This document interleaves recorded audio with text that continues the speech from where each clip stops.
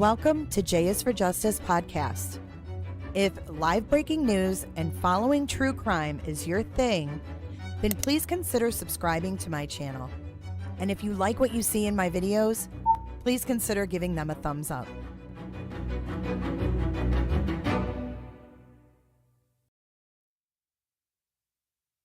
Hello, everyone. Welcome back to J is for Justice. My name is Jay. I am your host this Monday, June 17th at 3 p.m. Eastern and on Fridays, always, every week.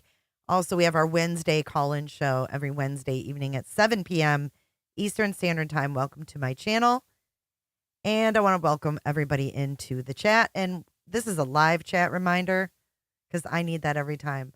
I hope you guys are having a good Monday today. It took me a minute. Sorry for the delay. It took me a minute. I was getting everything ready. We were going to watch a little bit of Sarah Boone in court and listen to her lawyer basically beg to not have to represent her. And we have an update from the sheriff on that horrific shooting that happened in Michigan over the weekend at the splash pad. I see Shane Culkin was here. Where is the Culks?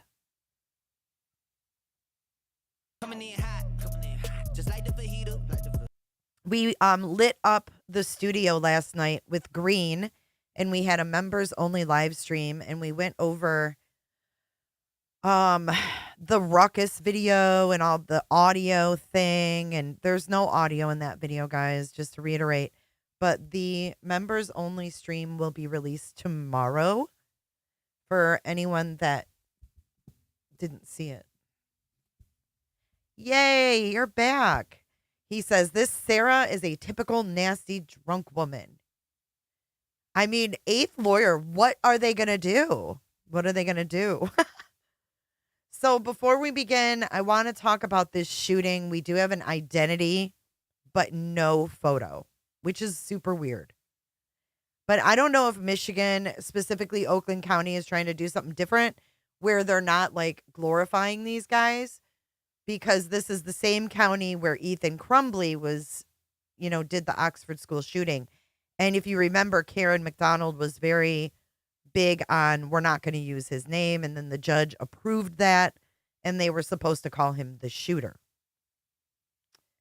But there are some neighbors that spoke out and said that he was reserved. This is what I know. 42-year-old Michael Nash. Very reserved, and get this, has lived with his mom for the past 19 or 20 years.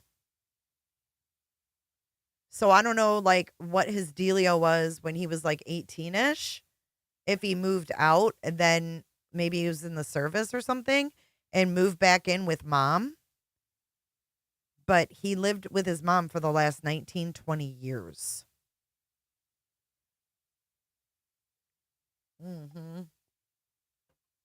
Mom wasn't home at the time.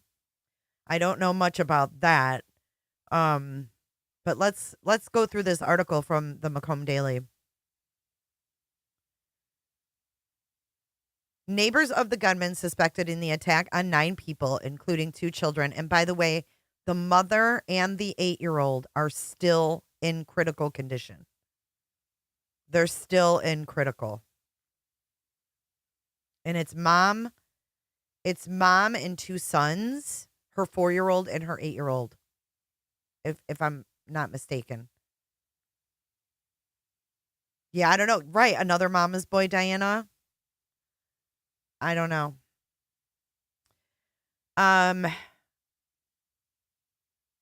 They couldn't help but think, was he after me? The shooter was identified on Sunday as 42-year-old Michael William Nash of Macomb County's Shelby Township. Authorities said Nash opened fire at a splash pad and drove back about 1.5 miles to DeQuinder Estates mobile home community where he lived before taking his own life. His dead body, caused by a presumed self-inflicted gunshot wound, was discovered following a several-hour standoff. Michelle Wheeler lives across the street, and she said some of the neighbors thought maybe he wanted to do something to us, but nobody was around, so he left. Who knows? It could have been one of us that was shot. So the neighbors think he may have started shooting in the neighborhood. This is his house. The neighbors think that he could have started shooting in the neighborhood. Nobody was around. But it's a pretty big park. He could have found people. I still don't understand the splash pad. I don't.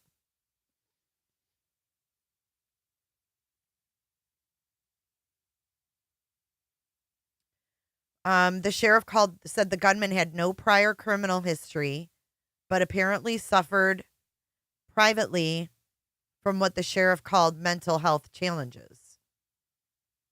Suffered privately. Well, his private sufferings became public, didn't they? Just like that guy we followed.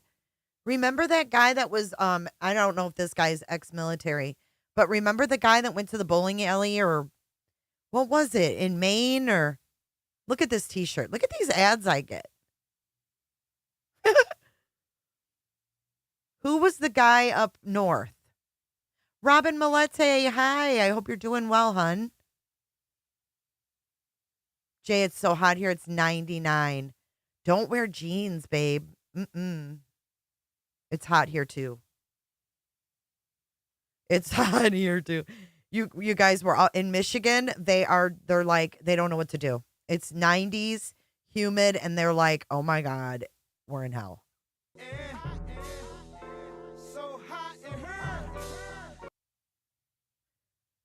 Right. Suffered privately. Like, okay. Hey, potato. Shane was just looking for your ass. Okay, so I just opened up my weather app. Since we've been in this heat, I've been showing you guys WTF, what the weather. Mine states for Clearwater, Florida, it is 91. High of 95. Feels like 100. This is my message, though. Robert Card, that's it. This humidity is like a giant fart. It's impressive, but you wouldn't want to be trapped inside a small car with it.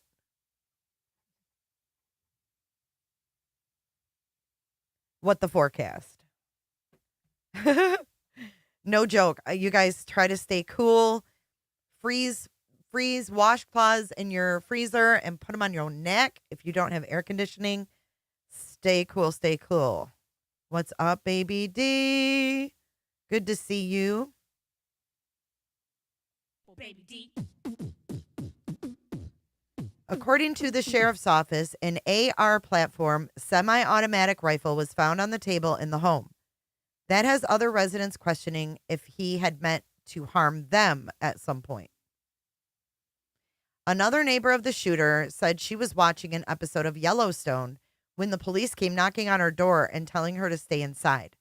She said there was an aspect of Nash that unnerved her. So this neighbor says, my spidey senses tingled whenever I was around him. And this lady would only identify herself as Carol. She said there was something about his demeanor that didn't set right with me.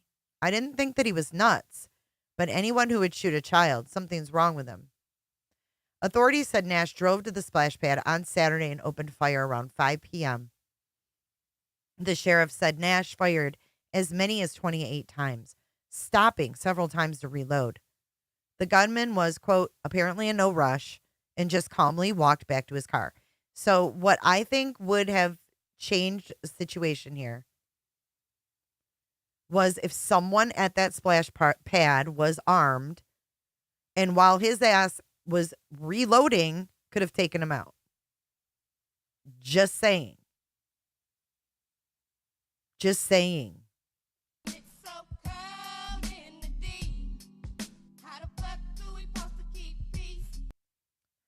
Nash eventually fled, but apparently left his gun behind. Investigators were able to use the weapon's registration information to track him back to the home in Shelby, where he shared with his mother. Did he really, Monica? I didn't realize he had social media. That is so interesting. Wow. I didn't realize that. Yikes. When police arrived, they found a car that matched the gunman's vehicle. Deputies surrounded the home, eventually entered to find he was dead.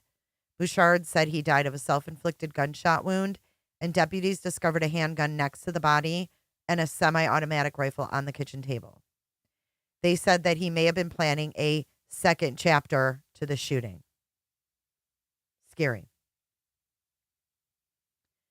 Nash's neighbors described him as a loner and said his blinds are always pulled shut. Neighbors said here's something. Neighbors said his father, Dennis, died 2 years ago and that he lived with his mother, Catherine Lynn Nash, who has been traveling in the United States. Nash was the youngest of 4 adult children. Interesting.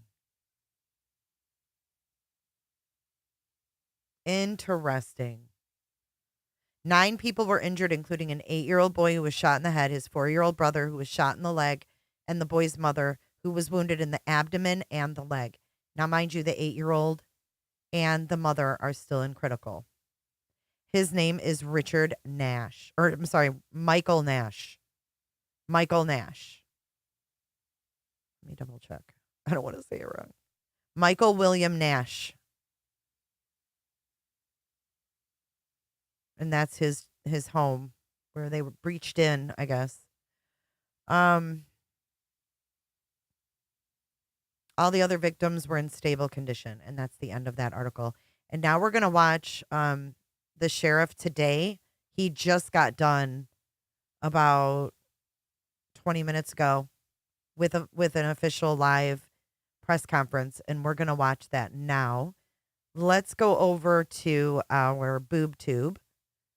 This has a runtime of about 30 minutes. So we're going to go over to the boob tube and we're going to watch the latest update from Sheriff Bouchard, Oakland County Sheriff.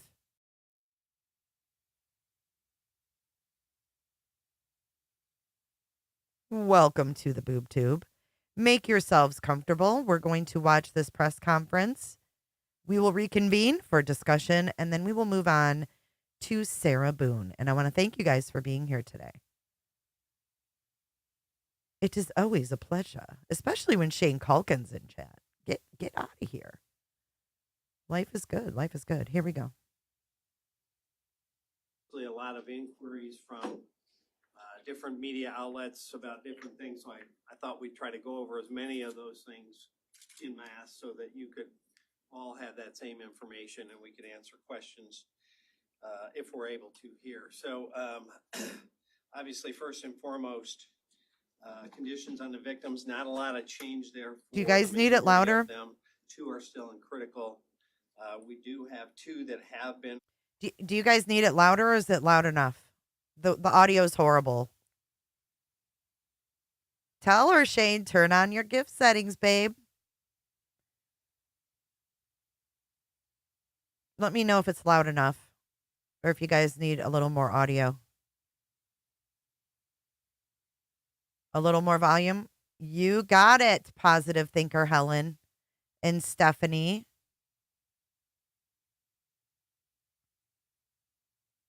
You got it. Okay, here we go. Our 37-year-old female and the 77-year-old male, they have been released. That's good news.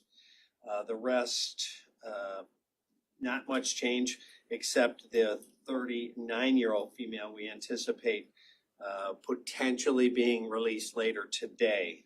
She's the one that had a wrist, forearm wound, and a back wound. Possibility that she may be released today. The other ones are all still in the hospital, 2 of which are critical. The other ones are stable. So that's probably the most important update, is that no one's worsened. The young child that had the head wound, he's made amazing progress. I saw him yesterday, and the father, they're reeling would be an understatement. Wow. Okay, so I know it's low. I seriously have turned it up a lot. I'll turn it up a little bit more, but what he just said is the 8-year-old, he went and saw him yesterday. on Father's Day. He went and saw the 8-year-old, and he said that he's making progress. But to say that the family is reeling is an understatement. Yeah, crimes, that might help a little bit. It is low, though. You know, that's poor family went through things that no family should ever have to face. You know, you've got a family of 4 and 3 are in the hospital. But the beauty sometimes of youth is they've got strength and resilience in their little bodies, and he seems to be doing well, but you know, there's still a lot of challenges ahead. So that's the update on the individuals as it relates to that. In terms of where we are in the investigation, still not a lot to tell you about motive. So far, we've not been able to uncover any written pen to paper manifesto types of things. From the scene, we seized a phone, a tablet, a MacBook Pro, 2 PC towers, 4 thumb drives, and 2 external drives. Damn. We've already got into the phone and found nothing of interest or corroborative information as a Damn. So they have no motive. They have no motive. I know their volume is extremely low. I have boosted it. I'll boost it a little bit more. I'm just scared it's all of a sudden going to kick in and y'all are going to be deaf. Oh, Shane, you're so sweet. Shane just gifted you guys 5 memberships. Thank you so much, Culks. Gene P, Dog Defender. PGH, you got one.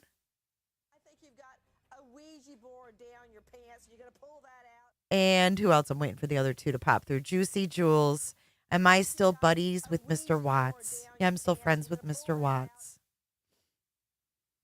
I didn't see the other ones come through. Welcome, guys. Welcome, guys. Nope, we haven't talked about Boone yet. Nope, not yet. We're still on the update for the shooting. to motive or what set him into motion. So that's a work in progress.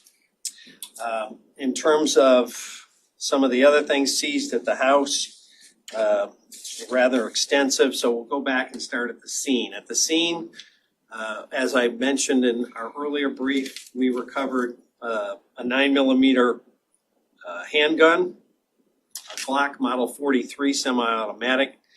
There were, now that our crime scene has processed that area, originally we had a count of 28 casings. It looks like there are now, we've accounted for 36 casings on scene. So 36 shots fired that we've been able to verify so far. We've recovered 13 bullet fragments, projectile fragments at the scene.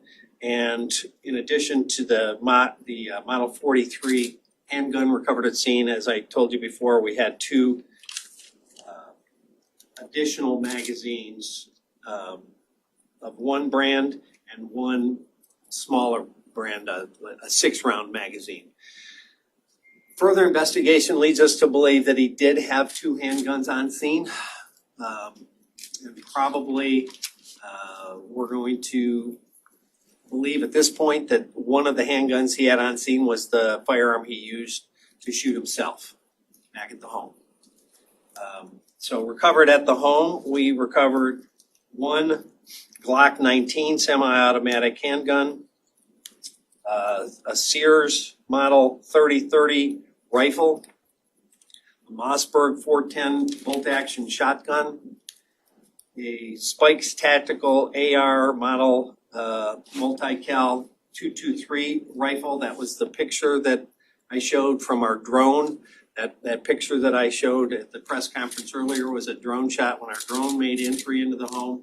That was on the kitchen table.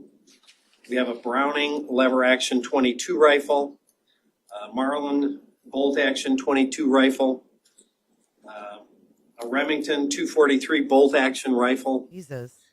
a Winchester 12 gauge pump, a Mossberg 22 caliber bolt action, a Western Field 410 pump action shotgun, a Glock 19, as I said, we believe, already I mentioned that, a 22 caliber Rough Rider single pistol. So that's what we're in the process. In terms of ownership or acquisition, we don't have all of those run down. We do know that the weapon at scene, I believe, was purchased in 2015. 2015, legally by him. We're working, the investigative direction on the other weapons from the home to determine, acquisition dates and who owns them, et cetera. So that checks off the devices, the guns.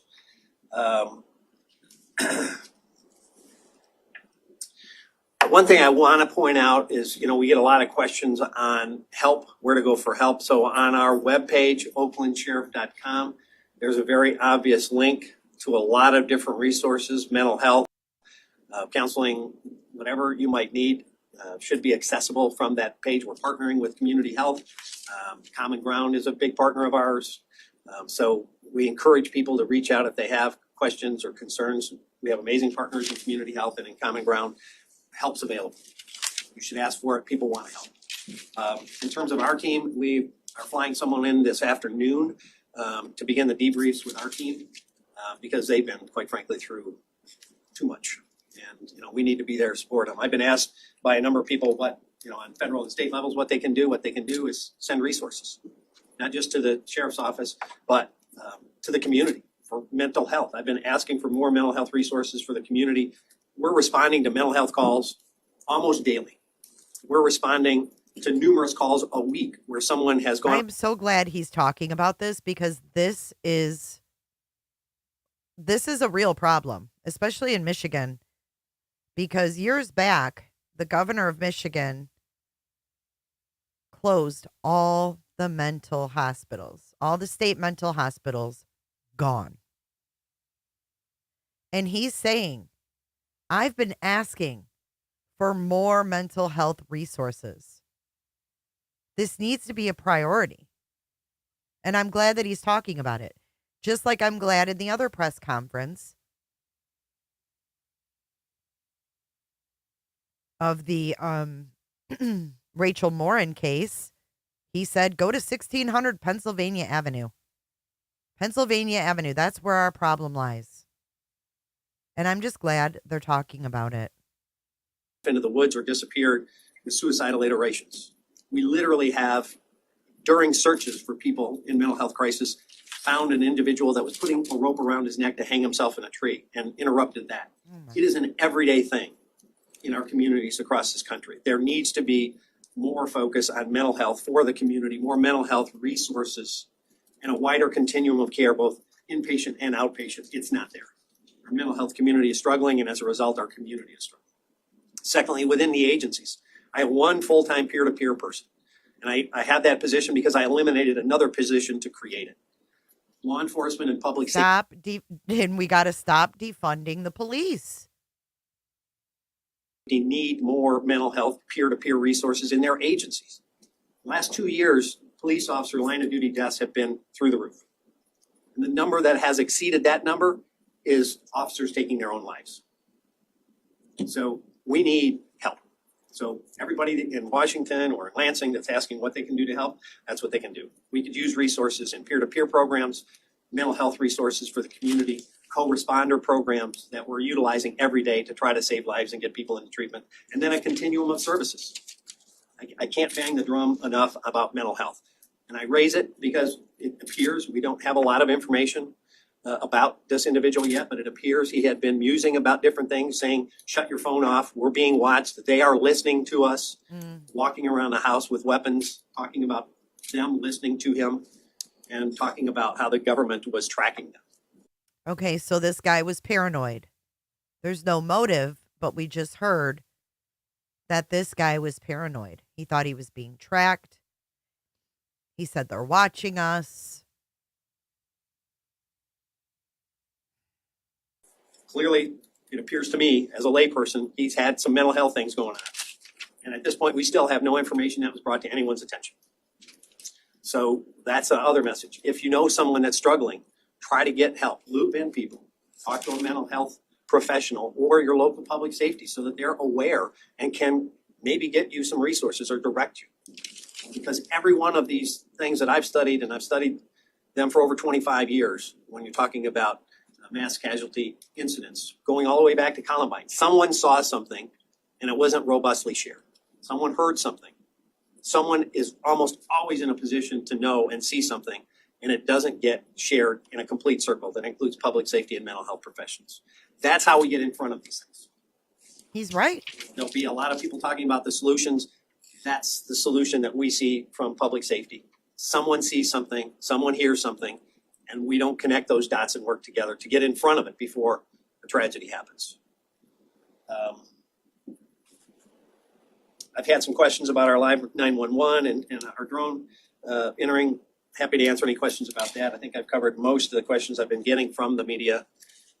And let me just check this to make sure. I don't see anything else. Questions? Yes. Sheriff, Andrea from the Detroit Free Press. Can you please go over the guns used? Do you have like a tally of, or not used, sorry, the guns recovered from the home? And do you have like a tally of how many She's guns asking there for were? a tally of guns. Well, I just read them off, so I would. Can you go over those? One one at more the time? scene, and 1, 2, 3, 4, 5, 6, 7, at least 11 at the home. Did you say he had 2 at the scene? Sorry. Did you say he had 2 at the scene, 2 handguns? Our investigation leads us to believe now that he had one that he left at the scene and one he took with him. Oh, you didn't recover that when he left at the scene. Gotcha. He left one at the scene. Now we're hearing and looking at different things. It appears that he had 2 at the scene but took one with him. Yes. Sheriff Ed White from the Associated Press. Can you elaborate on the mental health aspect of this gentleman? First, I have a couple questions in that category. First, have you been able to talk to his mother? And then also, you mentioned Good shut question. the phone off, talking about how the government was tracking him. Can you elaborate a little bit about what you're talking about? Were those things that you saw on his devices? No, that we had heard from family members, but we have not been able to get anything more.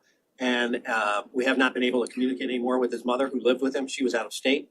And it's my understanding at this point she's retained counsel. So when you say it appears he had Oh, the mom lawyered up. Mom lawyered up. She's not speaking to them. I'll tell you what the fuck. Whoa, is it because of the Crumbly thing? Not saying it's a bad thing to get a lawyer, because we always say you should get a lawyer. But interesting that she wasn't even home.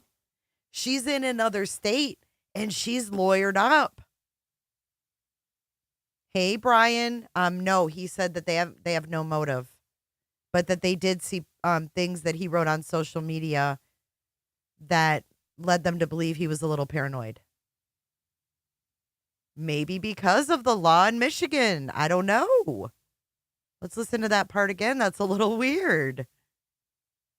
And then also, you mentioned shut the phone off, talking about how the government was tracking him.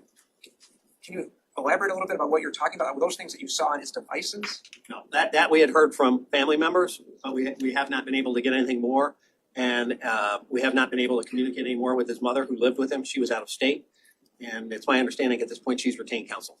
So when you say it appears he had some private struggles, I guess what are you basing that on? The comment from the family member that he was talking about, they are listening to us, they are watching us, turn off your phone, things like that. So that's what And walking around the house with a handgun in his hand, talking like that. okay, that's what he was saying. Apparently Correct. some relatives.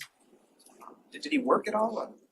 I am not sure if we know any employment history or any of that yet. Well, I looked him up, and from what I could see, now this is not for fact, but what I saw was that he used to work for Dow Chemicals.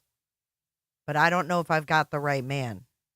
There's a lot of moving parts still, and what I'm telling you is what we believe we know at this point. It's all subject to change because, it changes rapidly in these situations. Sure. Anders Ayers with CBS Detroit. Can you just talk about the red flag laws that are in place that if a loved one does have concerns about a person's mental health? Okay, so he's asking about this law. This is called the red flag law. Now listen. How easy is it to go to the courts and walk them through the system to just explain to people out there what the system is in place to remove the weapons from individuals? Yeah, I mean, if there's a mental health crisis going on, there are steps and processes, bring it to the attention of your local law enforcement agency. There are laws in place that allow us, and we have utilized, to go recover weapons from an individual that's in mental health crisis. I mean, we have been very involved in that, and that's something that when we see someone in crisis, that it gives us a chance to make that situation safe, why that person gets treatment or why that situation is resolved. Is it a process where someone can walk into the court and it can be done within 24 hours? I mean, how quickly can those weapons be removed? It depends on the circumstances in terms of the totality of that within the 24 hours. I can't put a specific timeline on it because it depends on each case. But I can tell you if there's a crisis, involve public safety, involve mental health professionals immediately, sooner than later, would be my suggestion. Sheriff, can you walk us through the GoFundMe scam and just reiterate your message to the viewers who may be watching about the warning that you had? Okay, he's going to go over the GoFundMe scam. Yeah, so the question was about GoFundMe scams. We were made aware of a GoFundMe account that had a purported victim that was absolutely a false name and wasn't a victim. We investigated that. Our investigators made contact with GoFundMe. That site was shut down. The money had never been dispersed to the scammer and was returned to the donors. So we're trying to, in the midst of everything else going on, to make a validation of the sites that are legitimate. Probably what we'll do is I'll have our PIO, Steve, send out a list of what we've been able to verify to all of you and put it on our social media. Obviously there's a lot of well-intentioned people out there, but we want to make sure that they're actually either representing a victim or the victims are aware of it, that they're not just scammers that are scumbags. Yeah, exactly. TTT, him, he lived with his mother for the last 19 to 20 years. So I'm pretty sure that she knew about his problems and knew about the weapons. 19 or 20 years? That's a long ass time. Feeding on the bottom, feeding on tragedy. So there'll be a way for us to communicate on that, and we're going to do that. Yes. Peggy Pickle, local press, and the shooter lived in Shelby Township, which is in Macomb County. Did he have any history of police connections, and how closely are you working with Macomb officials on this? Yeah, our partners, Shelby Township, were very much involved on scene. They've been awesome. All of our partners, our federal partners, the ATF helped us with the E-trace on the weapon. Troy, I can't go deeply enough. Our fire department from Rochester Hills, all of our partners have been great. In terms of his contacts, we have no information on any contacts that he had with law enforcement, no arrests, no criminal history. I think someone told me the last time he had any contact with law enforcement was like 2016 for a traffic ticket. Yes. Questions? Did he drive his mom's car to that? I'm sorry? He drove his mom's car to the scene, correct? That white car, was that his mom's car? And the second is lacking of a motive. How often do you find a motive in things like this? Obviously everybody has a motive, but how often does law enforcement determine one? Maybe you won't find one, there won't be anything. Yeah, we may not be able to find one. Sometimes, like for example, in the Oxford tragedy, from the devices recovered, basically very explicit. Here's what I'm planning to do. Here's why. I'm actually looking forward to it. A kind of manifesto oftentimes presents itself when people do this. We may not find anything like that. That's part of why we're examining devices to determine if there were anything that could connect those dots. Obviously the first question people have is why. We're going to do a poll. How did this happen? Why did it happen? What put him into motion? And to the extent we can answer that, we're going to try. Sure, following up on the red flag topic that was brought up, in conversations that your investigators may have had with family members, did that come up at all? Were they aware of that law, and did that even enter their mind that maybe they should talk to someone about this gentleman, what he's saying? Yeah, when we had some contact with family, it was while it was still unfolding. So we didn't get into a lot other than what we needed in terms of information, tactical, those kinds of things. Now, at this point, we're not receiving much information at all. That's going to be a work in progress. They're not cooperating. Well, as I mentioned, it's my understanding she's obtained counsel. So, Does he have more family members that you've contacted besides his mother? that's primarily the person we've been working with. She lives with him. I'm not aware of anybody else that. Sure, can you clarify as the 39-year-old? You need it in terms of information. Is she the mother of those two children in health condition? No, different one. No, she's still in critical. Yes. And do you know if the family had tried to get this individual help prior to mental health? Yeah, we don't know. We don't know that. Getting- We have not. I'll follow up on that. We don't have any information that lends us to the belief that happened. We've not been told that, and Shelby's not aware of it. Getting back to the survivors of the shooting, you mentioned somewhere in stable condition, which is not technically a condition. So are they considered life-threatening condition or non-life-threatening condition but need to be hospitalized? I hate to get too deep into specific conditions, but I can tell you that Oops. You guys can't see it. At this point, we don't think anyone's in immediate peril of passing, but I don't know that medically has been determined, and that can change on a dime if, Right. there's internal hemorrhaging or some other things.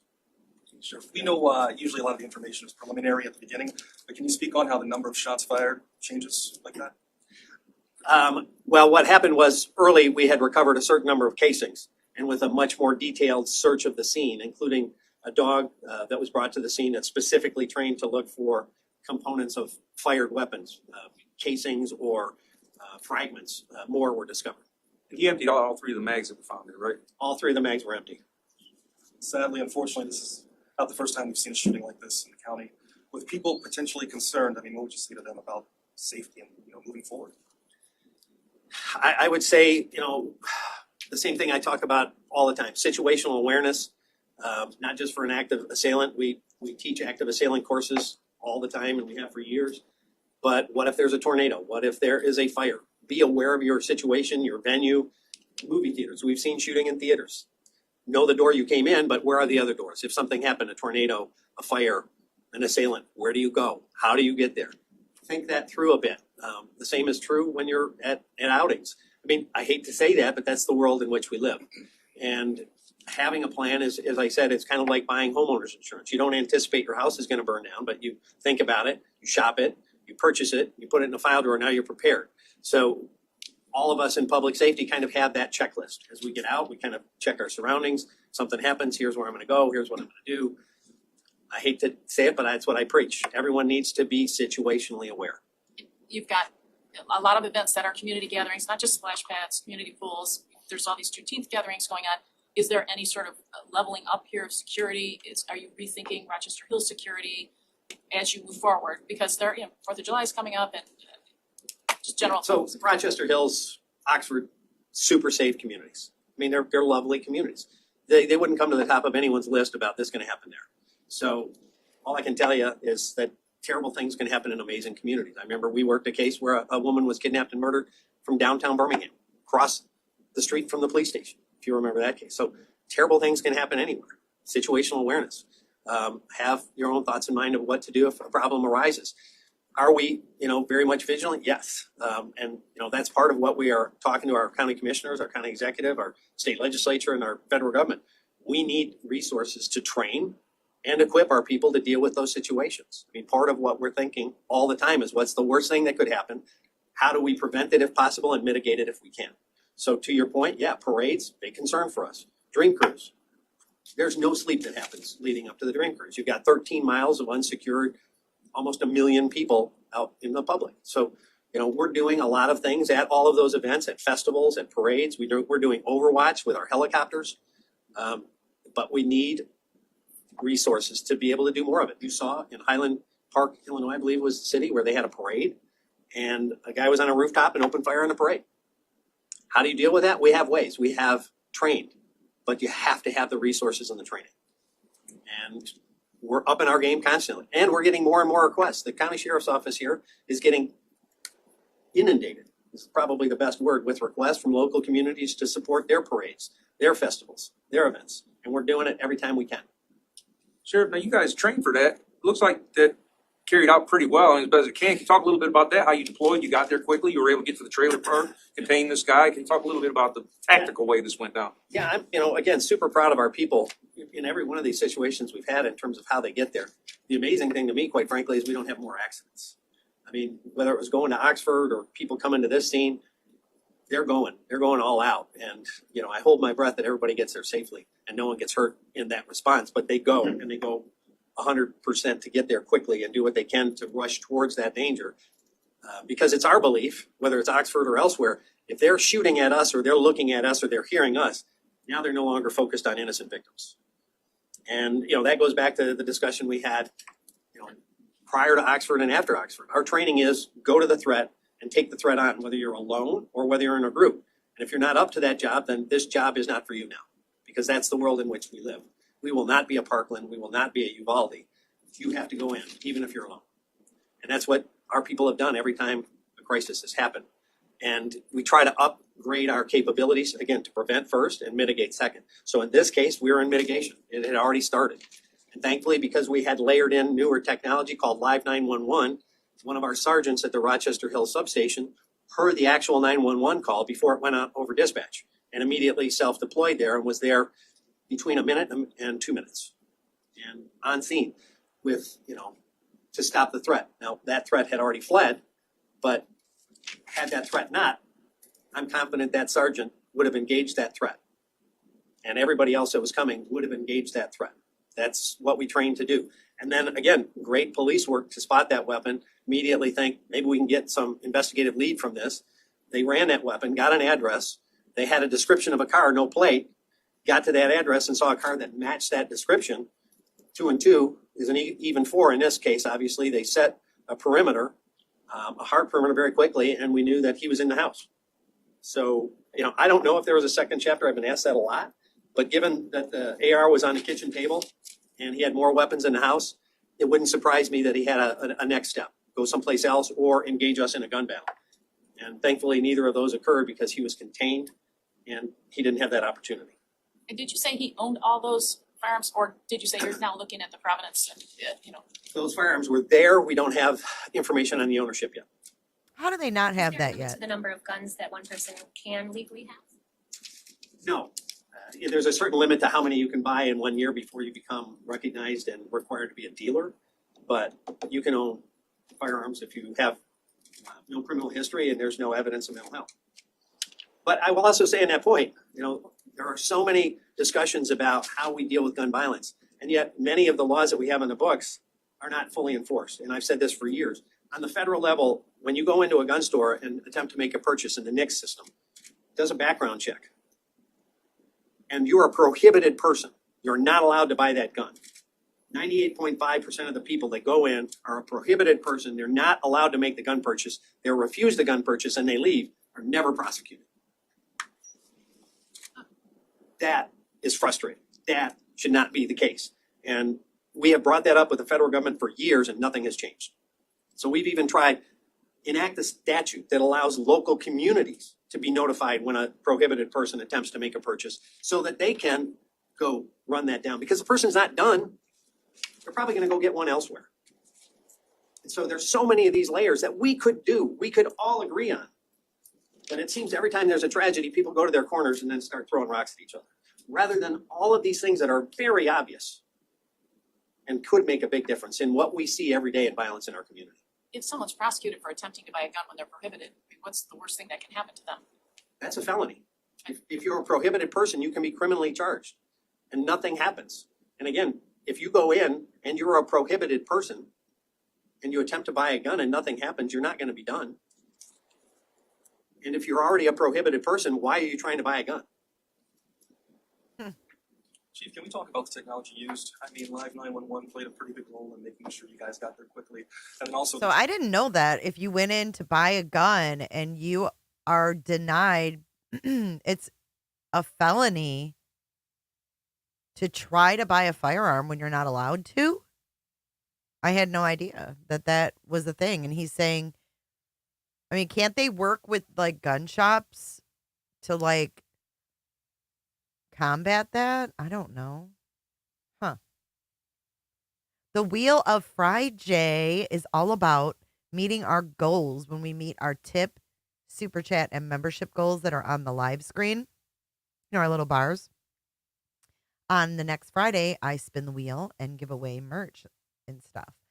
So this Friday, we are spinning the wheel because last week we made our goals. drones that you guys sent inside the house. How much of a difference does that make? He's talking about drones and Drones live and Live 911, new 911. technology can save lives without question. And that's why we pushed Live 911 into our operations, because I had seen its potential. That, you know, call takers are inundated. We're overwhelmed with calls with the crisis, and they've got to get a lot of specific information. And sometimes in that first 30 seconds, just having an address and hearing what's going on, you can start heading there. And the response time can be greatly improved. So seconds matter when people are in a life and death situation. So that's why, you know, we have pushed Live 911 into our operations. And then when you marry it with other technology like the drone use at the scene, you know, I didn't want to send we have an amazing SWAT team. They do great work. I don't want to send them into a home without them having an idea what they're facing. You know, is he barricaded in a corner? What kind of weapon systems does he have? Has he booby trapped anything? We don't know any of that. And if we have someone contained and there's no hostage, we can slow it down and go, okay, let's try to get information. Drones allow us to have that intel, to have that insight before we commit our people, which are very precious to me, to a life and death situation. And we can even layer those technologies together. We've been operating DFR, drones as first responders, in different communities as a pilot with amazing results. We've actually caught homicide suspects fleeing homicides using our drones that had gotten away from Hey, Daly. resources on the ground. And I think that, you know, the applications are amazing in terms of how we can save lives, how we can make a difference. Can we, Just wanted to thank you, Sheriff. I'm Brett Mayor of the City of Rochester. You asked a question earlier about, unfortunately, some people take advantage of the situation and set up fake accounts to do harm to communities trying to do good. The city this morning set up a GoFundMe through our partner, the Community Foundation of Greater Rochester. So two that have been scrubbed by the Sheriff's Department that specifically assist two families impacted. But if the community wants to respond and support, the city is providing a safe space to do that on the city's website through a city-sponsored GoFundMe run by the Community Foundation of Greater Rochester. I don't believe the incident will define our community. I believe our response will, and this is the way the community can respond. Here, quickly, I'm so sorry. Can I just ask you, is there any special meaning with the ribbon that you have on right now? Yeah, this is the these are the colors of our city. Our city council members put this together. We had two vigils last night, passed these out, just a way to remember the situation and those victims that are still fighting. So another question before that. Okay. No. yeah, I did want to ask, just, I know the splash pad is closed indefinitely at this point. As I understand it, is that correct? What the splash pad, in terms of reopening, once we've turned it over to the city, will be up to the city. Wow. You think Yes. anyone will go to that? I know next week you guys will be hosting the Festival of the Hills, your annual fireworks show. Will this have any impact on, that going on, or how will you move forward? Great question. Obviously, we will consult Sheriff's Department. We fully intend the show and the festivities to go on.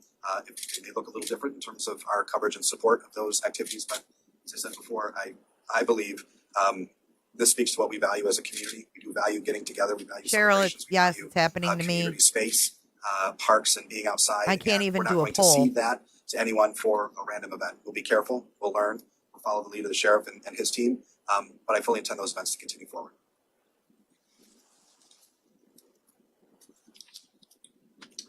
Other questions? Sure, we have a situation of a 17-year-old possibly drowned at Camp Dearborn. Do you have any preliminary information on that incident happening now? Our strike team and our dive team are on scene. I'm not sure what the status is, so I don't have an update as yet. I got text on the way into this meeting. Unfortunately, that's the world we live in. There's another emergency around the corner. We're obviously going to do everything. Okay, so that's the end of that. So what we learned is that the splash pad, when it opens up, it's going to be given back to the city. The city will decide if they're going to reopen it. And YouTube is glitching because I can't even put up a poll. I had to close out my chat and reopen it. And I'm getting the messages aren't going through. So it's a YouTube thing. So they're going to be deciding what they're going to do with that. They also have a festival coming up with fireworks and things like that, which is really scary.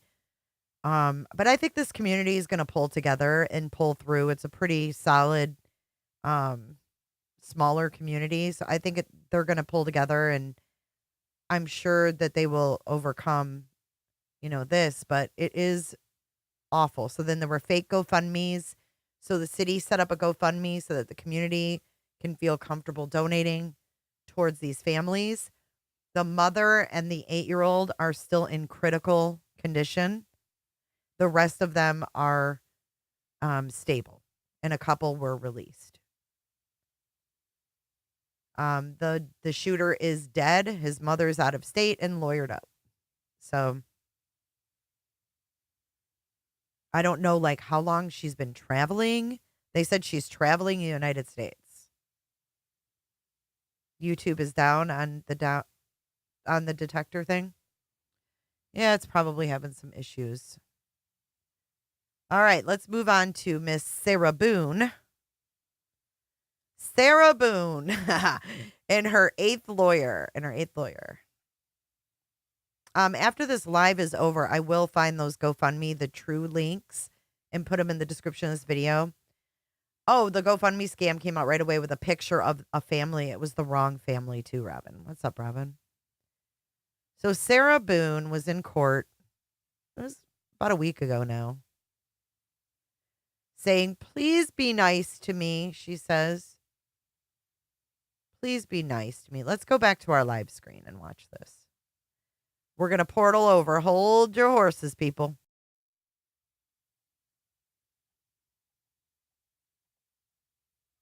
She said Looney Tunes. So let's get this going here. So see the wheel goals, Shani? Those are the wheel goals. So when we make the J for J411.live tip goal, or actually I call that the studio goal, that bypasses the YouTube 30%, 40%, whatever it is they take these days. Then we have the membership goal and the super chat goal. And then when we meet those, I give back. All right. So this is Court TV.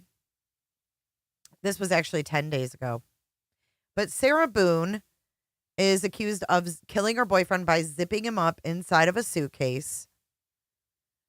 She appeared in court with her 8th attorney, where she told the judge she is still unhappy with her representation. Here we go. Correct. She has walked out of the last 2 visits when I've tried. See, y'all wanted that gain, and I forgot again. I forgot again. No pun intended. Let me turn that shiz off. Wake up. I am so sorry. That was probably loud a freaking F. And if you would like to donate to our Angie B, she is one of the moderators here. She's a staple of our channel. She lost her son last week unexpectedly. She is going through a lot, and Shell has the link for that. And if you do donate, please leave her a little message if you would like, and I'll be passing all those on to her. I'm going to be closing that down on Wednesday. So, all right, here we go. Sorry about that gain. Oops.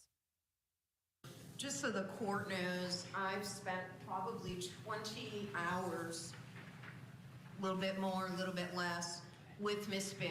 She has lots of lists, lots of questions. In reviewing the court file, she was distressed previously about having access to her lawyers. I have taken collect phone calls from her that are at my expense. JAC doesn't reimburse you because I think it's important for clients to have access. I have spent... Hang on, please. No one's interrupted you this morning, Ms. Boone. As I said, I've spent over 20 hours going through her questions, going through her lists. When I tried to update her with regard to the depositions that I took recently, she opted to exit the jail conference. When I tried to review some things with regard to discovery as to things I wanted to make sure she was aware of, she walked out. She has asked me repeatedly for a copy of some medical records. Based on the discovery I got from the previous attorneys, one of the copies of those medical records had her handwritten notes. So she had a copy given to her previously. She'd reviewed them with previous attorneys. I sent her a new copy. Some of the things that she thinks are important from a lawyer perspective, perhaps I don't attach the same importance to, and you try to explain that to a client. You know, I know the court's in a difficult position, but at this point, we're at that impasse of, if she walks out of every conference that I have with her, I'm not sure what that says about the attorney-client relationship. Ma'am, you said there was something else that you had other than a 58-page submittal or letter. What other information is it that you're seeking to have me take a look at? It's things that I've been working on in the meantime. It's things that she likes to tell me is not necessary, but I know for a fact it is necessary. She likes to, in quotes, put things to rest all the time and constantly tells me I'm not having this conversation with you. So I'm not going to waste my time, and I, being in jail, have supposedly abundant amounts of. She's not going to waste my time because she's not going to explain something to me. And I have taken it upon myself to explain it to myself because she refuses to do so. I don't understand what it is that she has against me. I have told her from day one that her snotty attitude was inappropriate, and I try very hard to bear with her. And She said that she told her lawyer that her snotty attitude was inappropriate. Oh my God. attitude. I don't know what it is that I'm doing wrong to her, but I feel that her attitude has equaled prejudice, which is not in my favor, especially considering she supposedly represented my life. Okay. Give me an example of, if you could, of items that you believe are important. Ms. Cashman is not giving attention to or dismissing as you may have framed it. Yes, Your Honor. She likes to tell me that I don't like her answers. She's not giving me any answers to this. I've written 3 pages worth of questions, and I'm still waiting for her and any other attorney to actually answer for me. She said she tells me I don't like her answers. Such as, why can't I have a bond? Why can't I have a download of my phone? Why can't I speak to my investigator? Why can't I have my medical records? Why can't I fully utilize my constitutional rights? There's 3 pages worth of questions that I have. What constitutional rights specifically? I'm very leery about having a fair trial at this point. There's a handful of other amendments that I have been researching and working on and trying to incorporate. To me, what I have written to you is obvious, and apparently from the correspondence that I get from the world, South Korea was the last place that I received correspondence. They obviously see the same thing. So I don't know what I'm doing wrong. Did she say the world? The correspondence from the world? Did I hear that right? She says, I don't know what I'm not doing right. Why can't I get bail? Why can't I do this? Why can't... I just want her to be nice to me. Wrong, other than wanting to have a very successful outcome. It's just been long and drawn out, and I believe that God obviously believes in me as much as I do him in order for him to give me this very unique adventure that I am on, and I'm doing my best to let everyone know who I really am as opposed to the malicious murderer that everyone thinks that I am. I don't feel that she can do that properly. I still always, the reason why I'm here is hope. Is to hope that she will come in with a gentle, softer side and actually listen to what it is that I'm saying and see the bigger picture other than what's the one avenue that she keeps going down. There's other ways to win and in more than one way. She says she wants her to come in with her softer side and wants to go down different avenues. So she's saying she won't go down the avenue. I wonder what she wants her defense to be. What does she want her defense to be?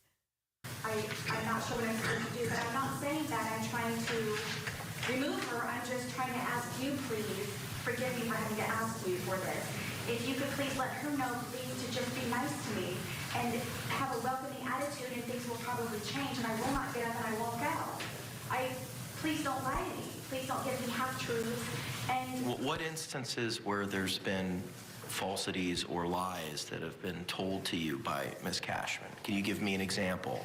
my biggest one, Your Honor, is for me being here ongoing 5 years, no one has ever bothered to try to get me a bond. What's the lie? You said that she has lied to you. What is the lie? The process of getting a bond.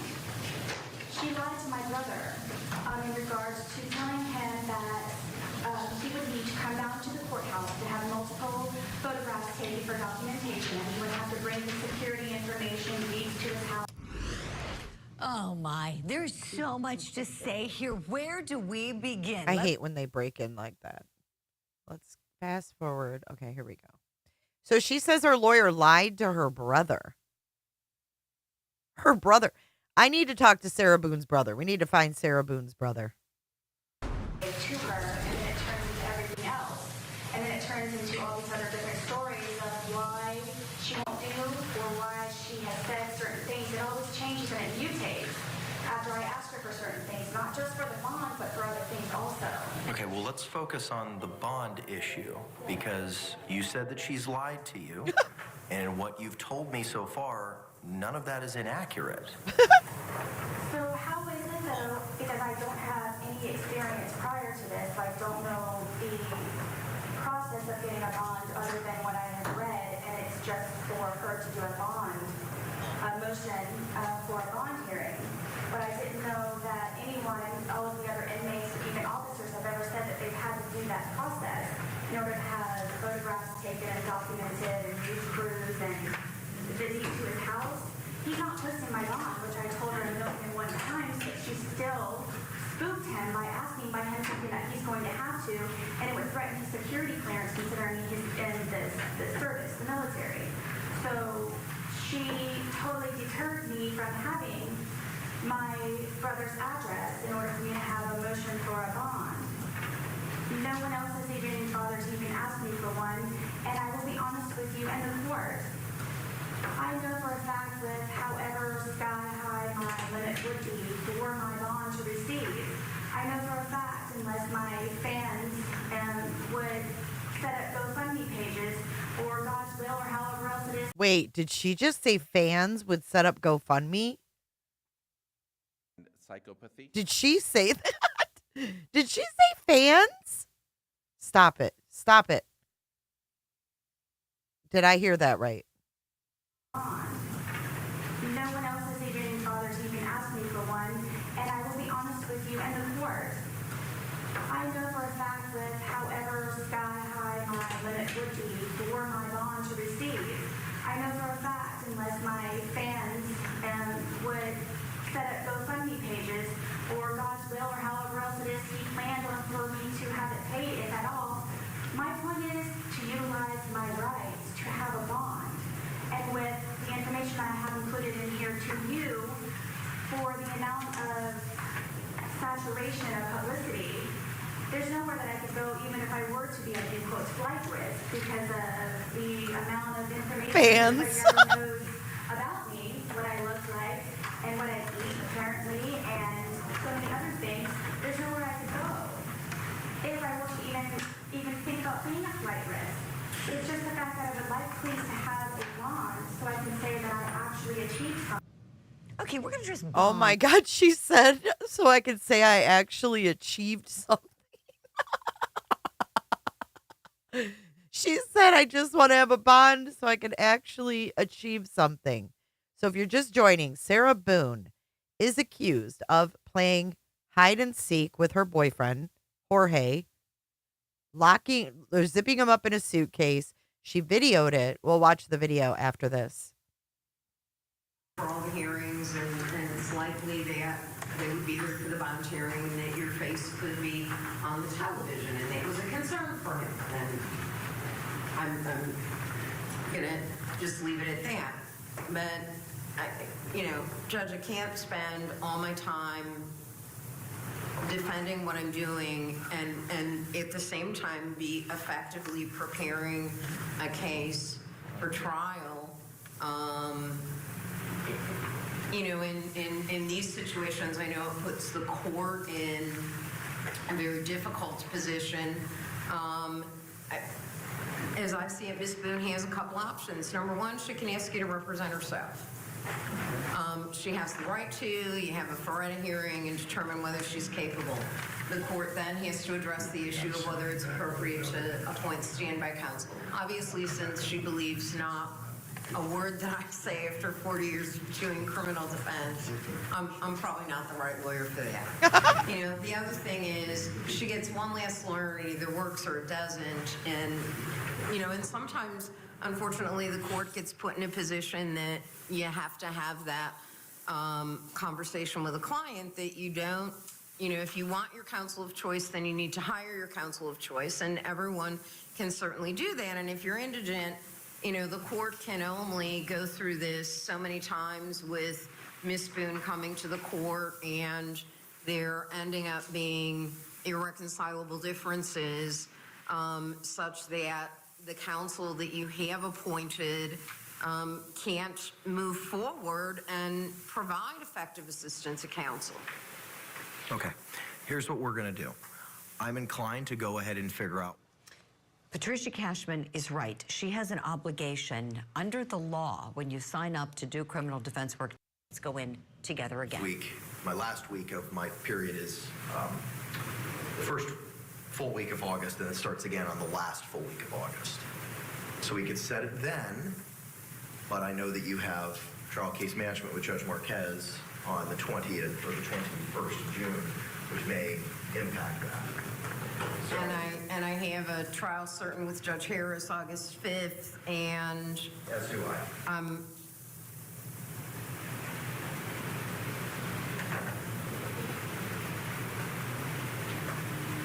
August seems a bit difficult for me.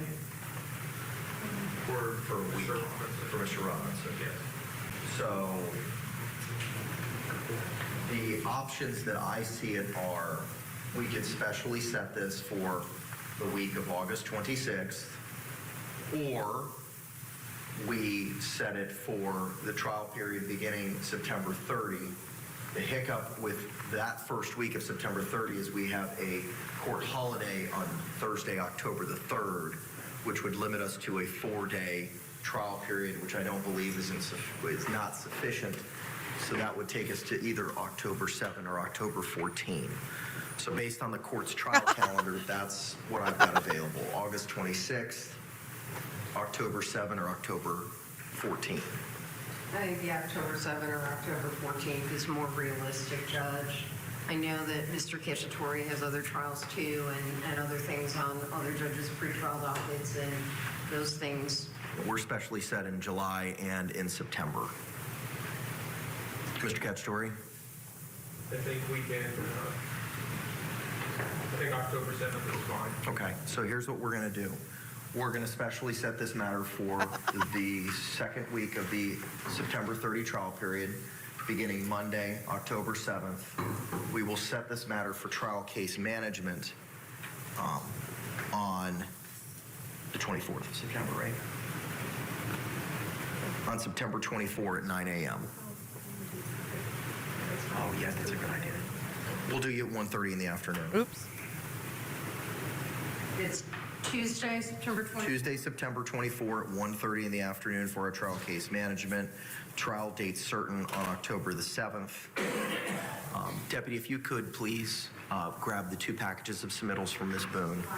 Oh, I thought it was 2 different envelopes, ma'am. Okay. I will review that, and after the review, the court will either issue an order or set this matter for hearing based on what it is that's been presented by Ms. Boone. Mr. Cacciatore, anything else we need to address this morning, sir? Not to say. Ms. Cashman, anything else we need to address?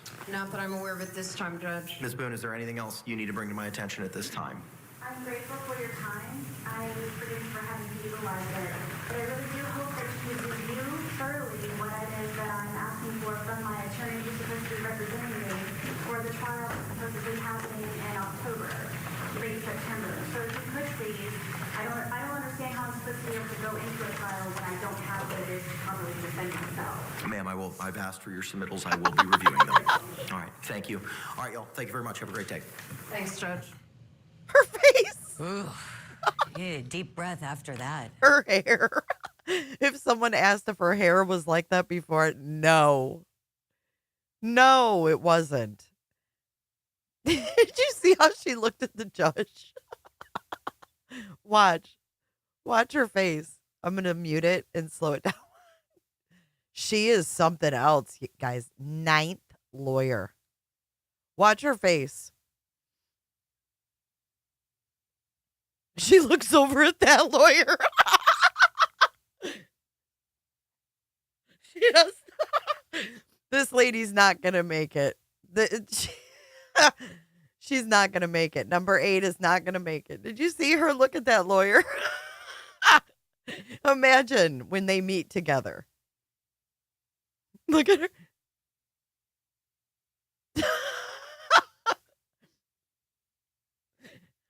Oh, Sarah. Oh, Sarah.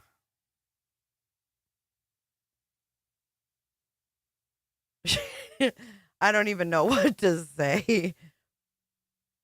Look at her. She smiled. I cannot. Oh, man. All right. So let's go to the suitcase video. If y'all haven't seen this, it is quite disturbing. This is Sarah Boone recording this after she zipped up her boyfriend in the suitcase. Dorothy Hamill called. She wants her hairdo back.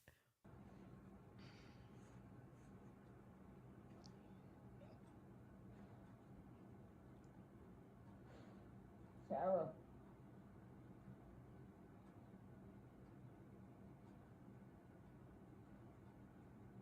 For everything you've done to me. Sarah. For everything you've done to me. Sarah. Fuck you. She's wasted. Sarah. Fuck you. Sarah. Stupid. Sarah. That's my name. Don't wear it out. Sarah. I can't fucking breathe, babe. Seriously. Yeah, that's when you do when you choke me. Sarah. Sarah.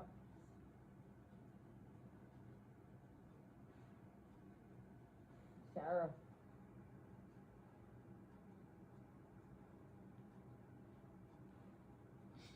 Sarah, I can't breathe, babe. That's on you. Sarah, I can't breathe. It's on you.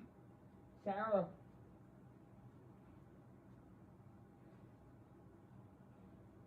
Real ransom. I want to get video for it extra. Because I got this. Sarah. Real ransom. Sarah.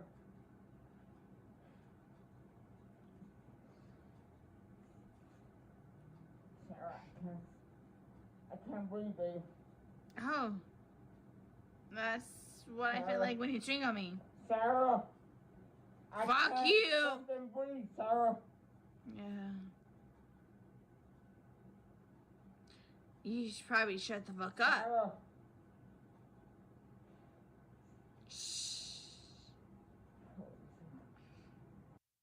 She tells him to shut the fuck up.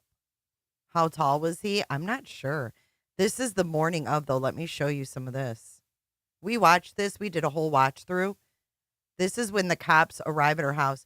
She's wearing a shirt that says, "Ugh is an emotion." That's why we have the merch we have. Hello there. Hi. This is her the next morning. Okay, I'll talk to you. We gotta get some information from the fire That's department. the property manager. I don't know if I should go tell him really quick or just so he knows what's going on. Where is he at? He's walked that way. Oh, don't worry about that. We'll take care of that for you, okay?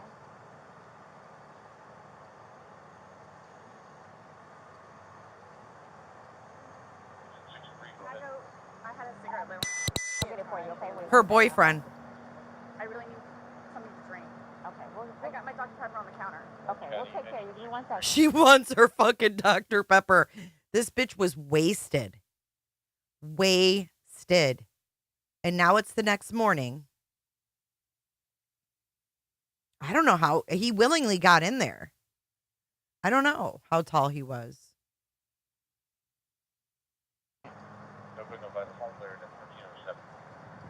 It's Armand too.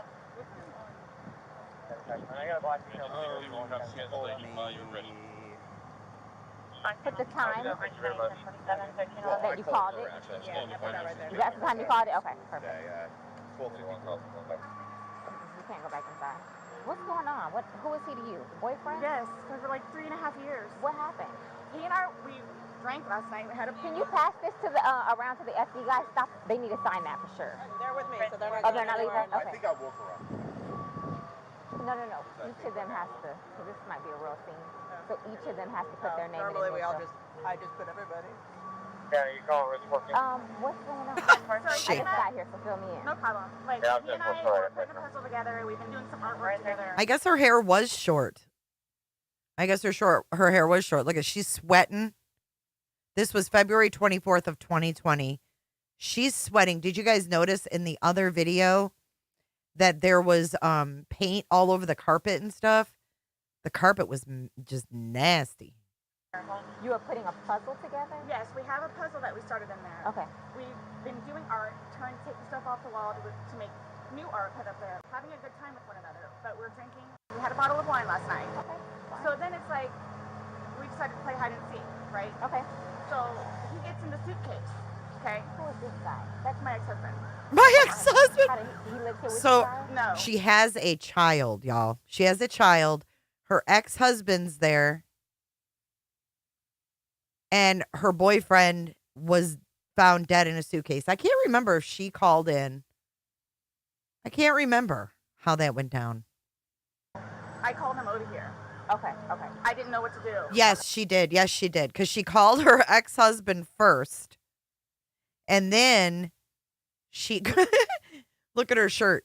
She called her ex-husband to come over and then she called 911. That's how it went down. I remember now.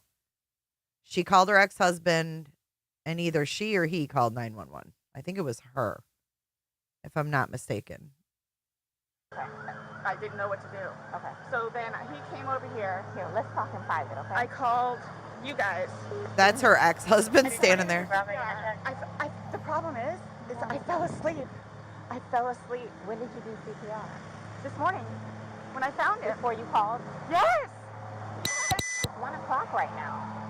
I tried. I was awake, but I actually got out of the bed at like 12:30ish, whatever. So I came downstairs, and I was like, oh, he's in the suitcase still. And that's when I found him, and I took him out. I tried doing CPR, and then I called him, and then I called you guys. Did he get here before the fire department got here? Who? Your husband or Yes. your ex-husband? Yes. Okay. Where does he live at? Right down the street. Okay. So you were playing and who zipped him up in? I did, but then I fell asleep. Okay. You're okay. I wasn't here. I'm just trying to figure out what happened. I fell asleep, so I don't know if he suffocated or like had an aneurysm or a heart attack or what. What kind of medical conditions does he have? None that I know of. Did he have a heart attack or an aneurysm? No, bitch. He had lack of oxygen. That you know of. None You that I didn't take know any of. medicine? No. No medicine. All we had was a bottle of wine. Literally, just a bottle of wine. Okay. Doing puzzle artwork. Then we decided to play hide and seek. That's all that happened. Okay. So I don't know if he had a heart attack or what in there. Like, I don't know what happened. So how long were you doing CPR on him prior to you calling 911? You tried that all morning? Yes. Okay. And then I called him while I was What doing time CPR. did you start? I called. Give me a rough ballpark. She says, I called him while I was doing CPR. So she's saying she was doing CPR and she's calling her ex-husband too. Here, let me fill this deputy in, okay? Please may I have my Dr. Pepper? I am so Please, ma'am, my Dr. Pepper. I am so cottonmouth. Give me a rough ballpark. Here, let me fill this deputy in, okay? Please may I have my Dr. Pepper? I am Hold on, so one second, cottonmouth one right now. Ma'am, and you can't talk to him until we get done with this, okay? Just don't leave, okay, Brian? Thank you, ma'am. Well, I'm Appreciate it. Thank you. I'll get Lucas eventually. I know. Do me a favor. Stand over there by that car. Give me 1 second.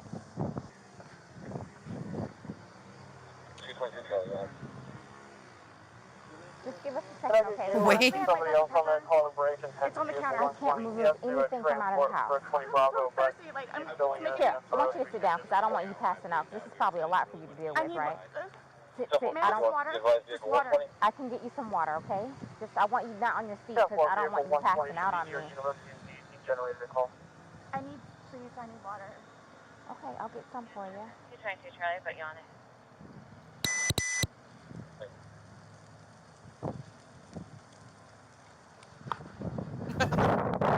She's something else. down in Lake Granada Cove down Lake there. Granada Cove. Okay. Yeah. So kind of tell me how you came here today, or Well, I had been calling. come down here because we got to talk. This is her ex. I've been calling since. You've been calling your ex-wife or current Yes, wife? yes. Okay. No, ex-wife. We've been divorced about a He's year and a like, half. let's get that straight. Around 11:30 is when I started calling to find out, because this is supposed to be her day to Give me call her child. 1764, please. Okay. She's generally not very good about always doing it. She tends to drink. They called back and said She has she a was bit of still a there, problem or there. she came back. So I was calling to find out if she was going to be getting him or not today. She likes to drink. It's a bit of a problem there. From school? Yes. Okay. Yes. So I started calling like 11:30, called every half hour or so, and then I finally got a hold of her at. I mean, really? Meanwhile, the landscaping guys are there. There's unbelievable. 12:49, which is when she told me what was going on and if I'd come over here. So I came over. She called at 12:45. Yeah. Okay. Or 12:49. 12:49. She called at 12:49. Got over here, told her she needed to call 911, get somebody over here, and then basically she said she needed to go outside, have a drink and a cigarette. I walked back out the house because She said she had to have a drink and a cigarette. I bet you there was booze in that Dr. Pepper.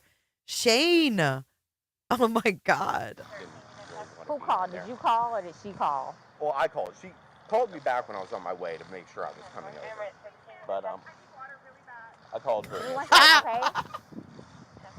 But I called her initially. Do you have water in your car? He can't stand her. He looked over. She's like, I need water really bad. He's like, look how he just looks over at her like, oh God, nope. I called her. Give me 1 second, okay? Yes. I called her initially. Do you have water in your car by any chance? I don't think so. Give her some piss hot water. Okay. No, I don't. Okay, so she calls, you get over here. Well, I called her first. Okay. Trying to find out if she's going to be at Lucas. That's when she told me everything was going on.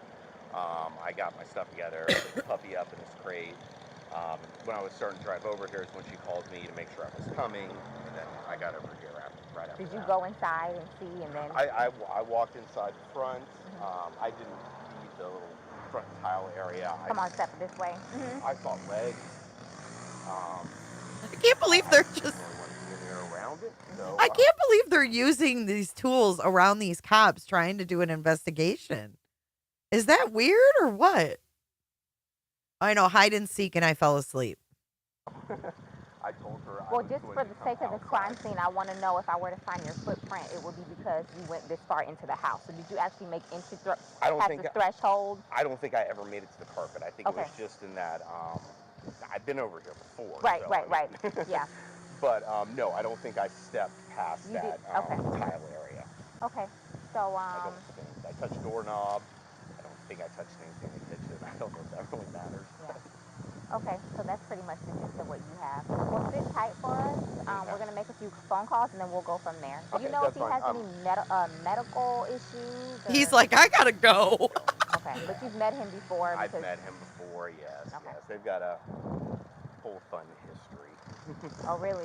Oh, yeah. You guys have been called over here quite a few times. He says they have a fun history. You guys have been called over here quite a few times.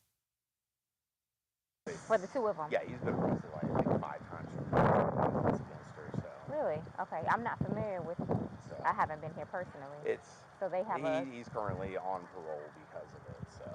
Because of domestic violence with her. Yes. Oh, okay.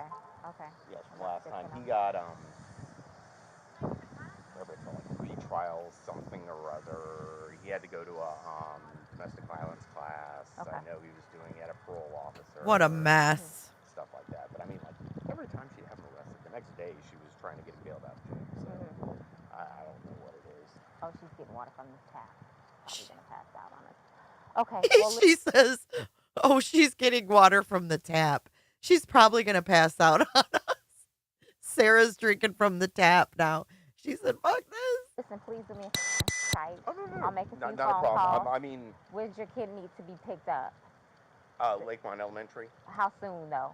3 o'clock is 3 when he o'clock. gets out. Okay. I normally leave him out. Let me try and get this 2:30, going for you because I know you need that.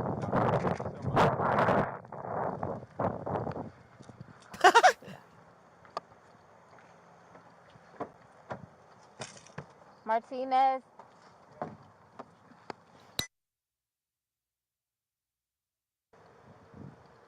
His birthday? 2/13/78. And this is the boyfriend? Yes. How long? 3.5 years. Living together that whole time? Yes. Okay. And your last name? Boone. Spell it. Boone. First name? Sarah. Sarah. Birth date? 10/10/77. So, you've had a second to kind of collect yourself. Tell it to me again. You guys were playing last night, drinking a bottle of wine. Putting puzzles together, doing Doing artwork. puzzles, artwork. Okay. Had a bottle of wine and then decided to play hide and seek. Mm-hmm. So he What gets, time was that? Do you remember? I mean, I know that I was in bed probably by like what, 12:30. So she was in So bed I for went 12 upstairs hours? and I fell asleep. Okay. Forgetting that he was So in you the guys suitcase. were playing the hide and go seek. Yes. And at some point you put him in the suitcase? No, he got in the suitcase. So he thought it would be funny to be put in the suitcase. So I was like, okay, well, I'm going to joke with you and I'll zip you up and make him, squirm a little bit, whatever it is. But then I fell asleep. I fell asleep. Where was the suitcase? Right When where he it got in is. it? Right down there? Yes. You zipped him in there? Yes. Thought he would be funny, a little It joke? was. We both were laughing about it. Okay. And then I fell asleep. He wasn't laughing. Upstairs. In your bedroom? Yes. Okay. Totally forgetting that he was in the suitcase still. Okay. And then you came back downstairs? This morning, or this around afternoon, yes, when I got up. ballpark, what time? 12:30-ish. I was awake, but I totally forgot that he was in the suitcase. He can tell you there's a lot of things that we have been going through. Jobs. Yeah, he did tell me. Life, all that good stuff. So I just totally So forgot. you began to do CPR on him? Yes. Yes. About And he what time gurgled, this morning like he did you start doing that? Oh my God. And he gurgled. Listen to this shit. No, it was the afternoon. It was the afternoon because I was awake, but then I finally decided to come downstairs at like 12:30-ish, whatever it is, and I was like, I forgot he was in the suitcase, and he wasn't moving. Nothing was happening, so I unzipped it, took him out, and started doing CPR on him. He was on his way over here. I called you when he got here. Once he got here, you called us? Yes. Okay. And air was coming out, and he was gurgling, but I could just tell by looking at him. But you knew how to do CPR. You were doing that on your own? Yes. Okay. And then the person that was on the phone with me also, I counted with him doing. And he's got no medical? He doesn't take any I medication? don't know. I don't know medical-wise. I know he doesn't take any medications whatsoever. Okay. The only thing, like I said, I don't know if alcohol had something to do with it, but we had a bottle of wine. I don't know if alcohol had anything to do with it. I want you to sit back down because I don't want Can I have one more sip of water, please? Yeah, go. Watch her. She's drinking from the fucking tap. I'll do what I can to Look get at you her. a cup because I don't want you to have to keep doing that. Get her a cup.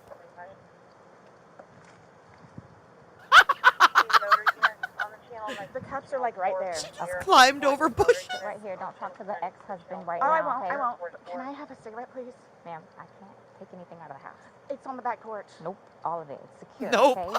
I'll try my best to get you what you need, okay? Maybe one of these deputies has a pack from someone, sit down and I'll try and get you what you need, okay? Just cut, please. Okay.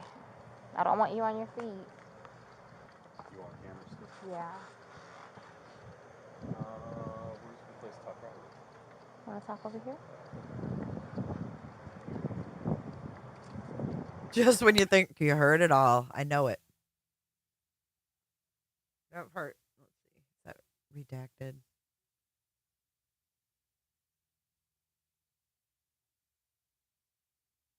Sleeping on the. Oh, poor thing. So your backyard's not fenced? Okay. Because we put him in the backyard and I guess he knew to. I'm sorry? Your dog. We thought the backyard was fenced. Poor dog. The dogs are outside? No. We have them contained. One's deaf and one's blind. Okay. One's. That's why I was making sure they were under the table. Nope, that's yours. So we just wait for get the instructions on what to do next. You got some water, good, okay. Can I please just have a Not right now. We can't have you go and get anything. Why don't you sit in the shade? Why don't you You're okay right there? Or maybe a little closer here where the shade is?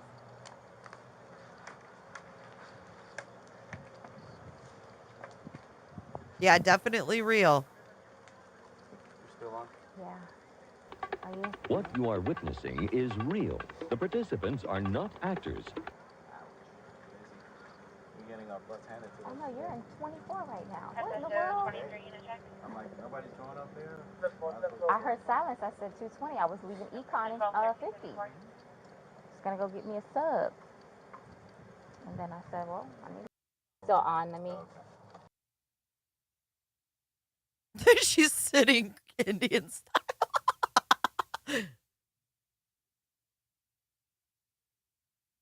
Look at her, too. She is a damn mess.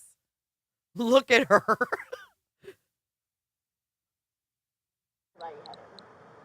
It's natural. You're nervous. You have your anxiety. You're scared, right?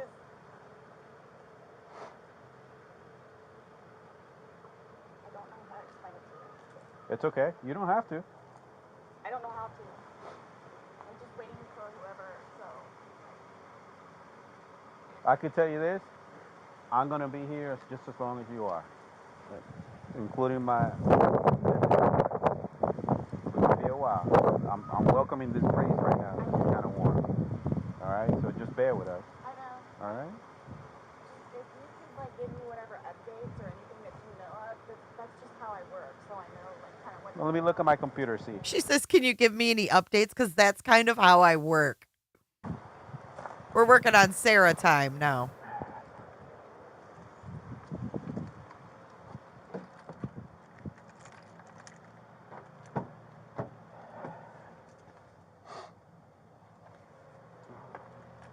We already got a detective on his way. He's on the screen. Okay. I really appreciate it. She's like, can you get the detective here already? I got things to do today. Does she really think she's not going to jail? I forgot he was in there and she thinks it's going to be okay. Lavarse las manos. Con...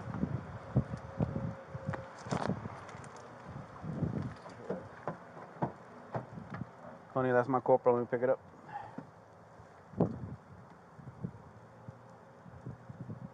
Look at her sitting there.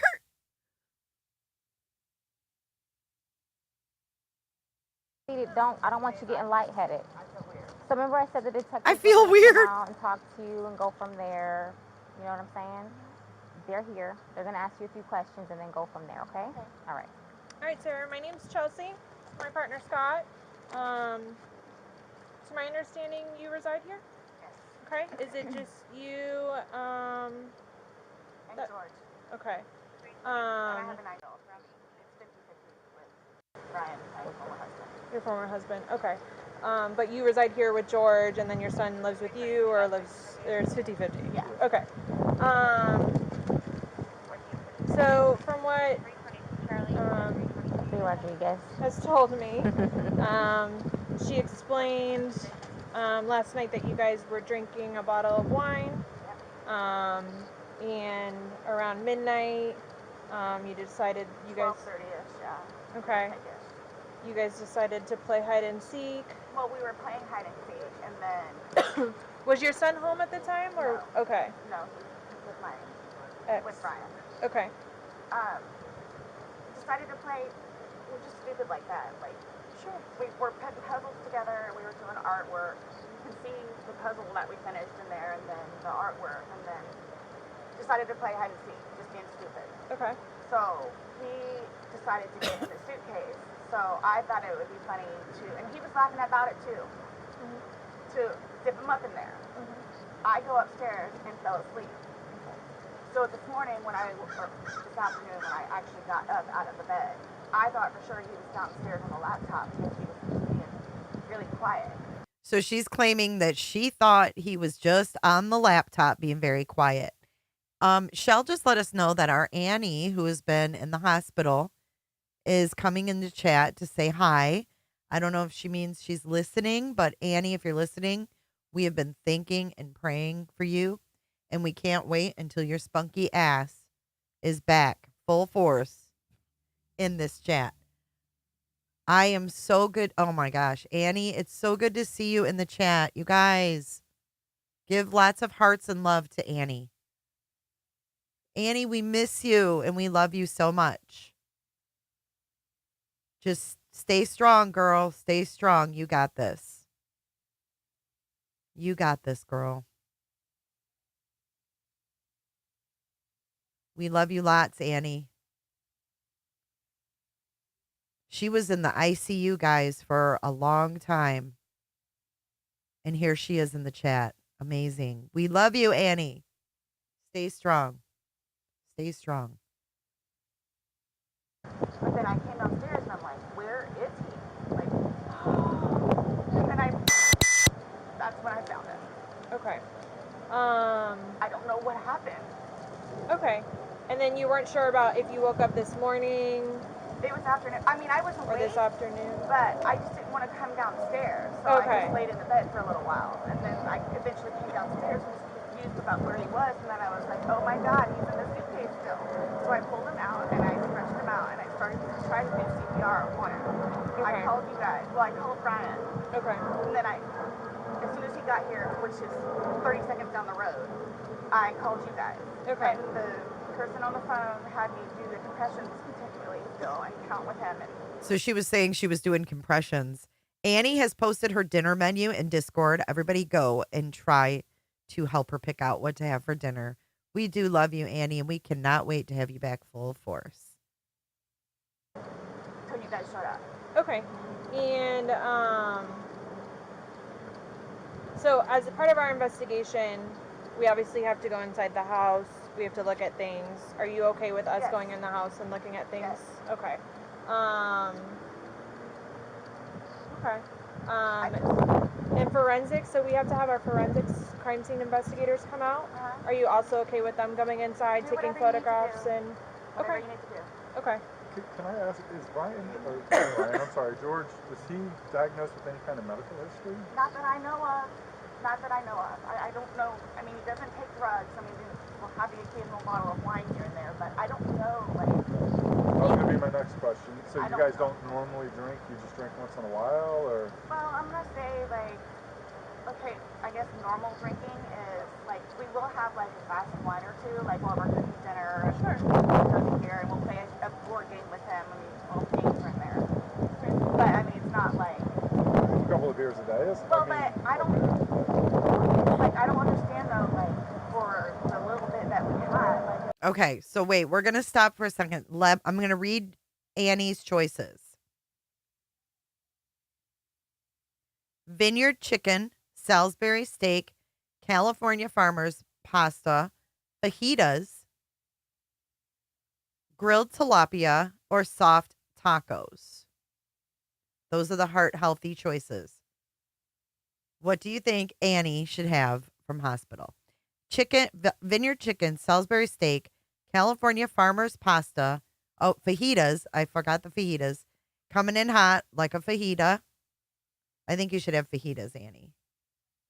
Coming in hot, just like the fajita.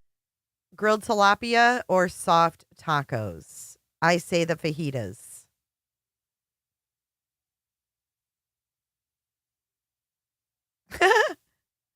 It's obvious.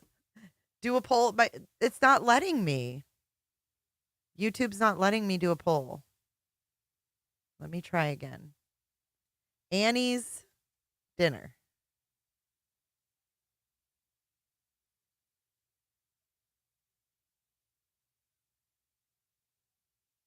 Chicken, steak, fajitas. Now I'm hungry. Order one for me, Annie. I'm on my way. I wish I could come and eat dinner with you. Or tacos. I can only do 4. Let's see if it works. Nope. My chat. Oh, it did work this time. Yay, it did work. I could only put 4 choices, though. Pick your choices for Miss Annie. Not had anything to do with it. Like, I don't know if he had a heart attack or a stroke or an aneurysm or what happened to him. I don't know. And were you guys together all day yesterday? Yes. Okay. Here? Yes. Like neither of you left the apartment yesterday? I think he drove up to the convenience store to get cigarettes. Okay. But I mean, you can walk there. Does he have any history of using any drugs? I know he doesn't now because you said he doesn't, but I don't know. as far as you've ever known him, you've never seen him. No. I mean, he's from Philadelphia, and he grew up in Philadelphia, and then he went to Massachusetts, and then from Massachusetts he came down here. So I don't really know like a whole lot of like medical history or anything. How long like have you that. guys been together? Almost 4 years, like 3.5 years. You guys been living here the whole time? Yes. Okay. He's never been to the doctor or to the hospital during that time? He and his brother got into a really bad argument at one point, and he had to have facial reconstruction. But he has been in the hospital from that, and then I talked him into going to see like a regular physician so he could get just like a regular like checkup thing. Yeah. But there were no red flags. How long ago was that? The surgery or Yeah, the doctor? both. The Chevy. surgery, I think, was at this point, what? Hey, Keena. 2 years maybe? 2.5 years. The checkup was probably I want Pinkberry, Shane. 2 years too. Okay. And the suitcase is still in there? Yep. Is it normally stored down there? Did you guys travel recently? No, he was going to start putting some of the, what do you call it, donations in there. So that's why, That's why it's out? Yes. Okay. You guys didn't recently travel somewhere or anything like that? After you zipped them up, did you move the bag around and mess with them at all, or you just zipped it up and walked away I laughing? both were laughing about it, but I went upstairs and I fell asleep. Okay. He's like, okay. But what position was he in when he went in? Was he sitting on his rear end and his head up, and he just kind of bent over? Okay, so like this is the suitcase. Like this was his head, and then his knees right here, and his feet were down. So he was laying on his side. Yes. Yes. You just closed the flap and zipped it around him. Okay. I believe we were playing. Understandably. Okay. So he said that I needed to tell you guys about his family. Like, who do I talk to about that? We're gonna do that once we walk through and see.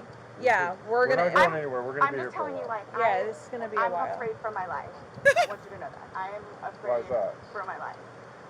His family They hate her. have never liked me. I'm the blue-eyed white devil, is what they call me. So they've never liked me. They've never taken me in. They've never accepted me. I'll put it that way. Have you called any of them? We talked to his daughters yesterday. No, I mean, like about this. Does No. anyone know? Okay.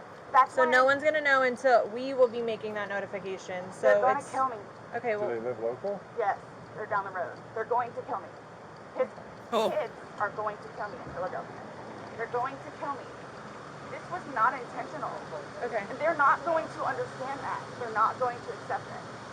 we're gonna do a thorough investigation, and we will definitely make sure that you don't feel scared when we leave here. Okay. And When we my leave. 9-year-old. Well, he's at school.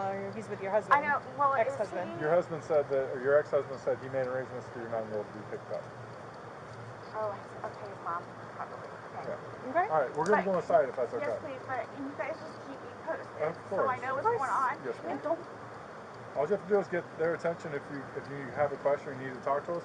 He's standing right there. She'll be right here. Yeah. Okay, but will you guys tell me, like, so you're telling me, like, you won't call whoever it is without telling me, right? No. I mean, I have all their phone And we're numbers if not you need calling. them. We're not making phone calls. We're actually gonna speak to them in person.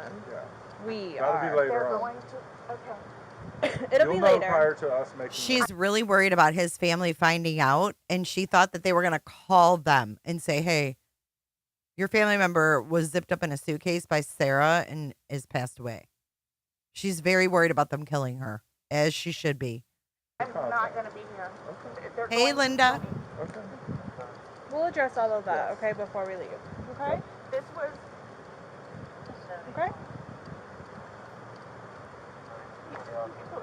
Okay. Absolutely. Thank you. Just stay seated, okay, Sarah? I know you're panicking, okay? Just relax. We'll come and talk to you. We'll keep checking on you. She's so damn mean. They were mean to me.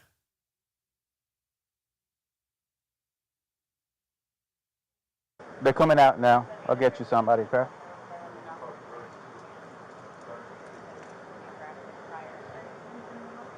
She wants to say something. She wants to talk. Come on. Yeah. What does she want now?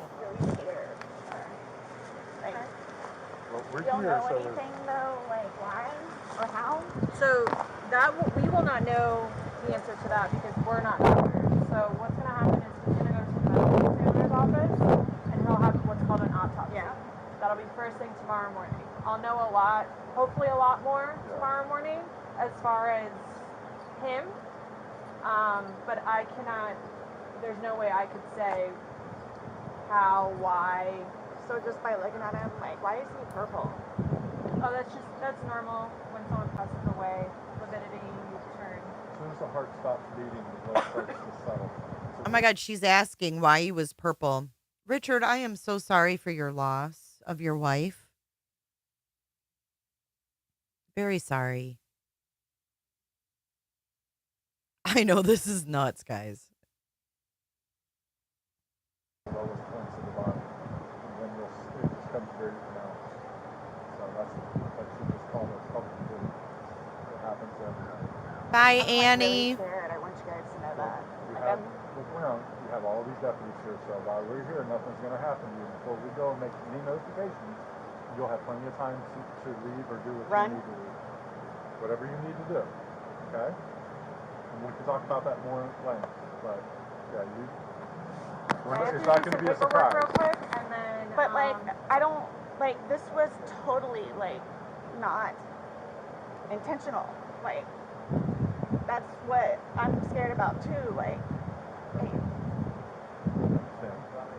We'll have all the answers. We'll have a lot more answers tomorrow after medical examiner looks at it.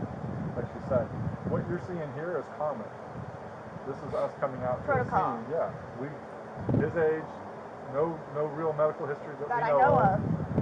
For him to have passed away, we come out and we do an investigation. Yeah. We come out and do an investigation. Medical examiner's office will be sending people out. This is what we do.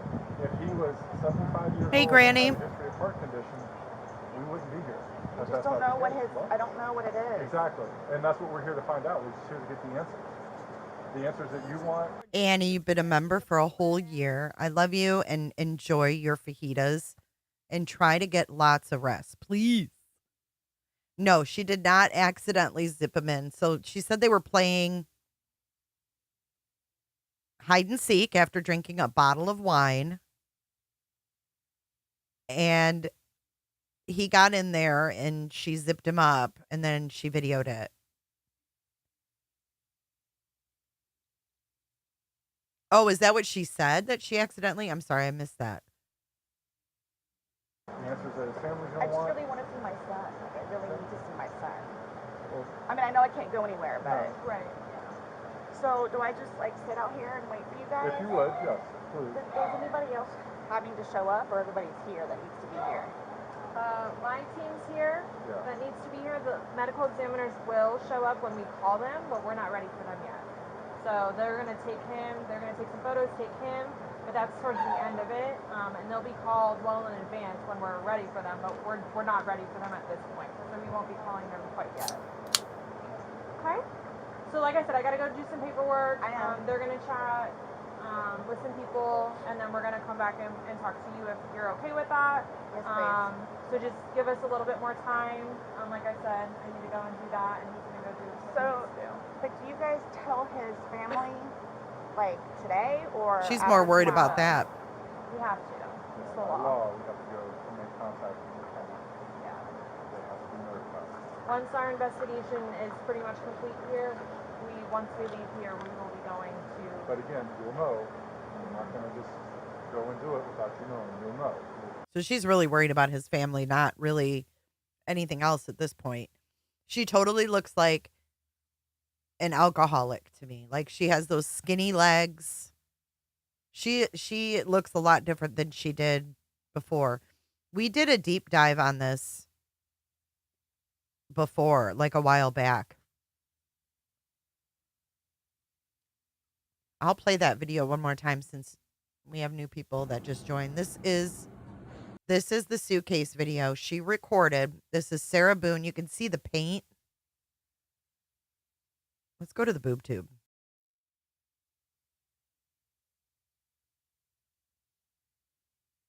So you can see the paint on the carpet.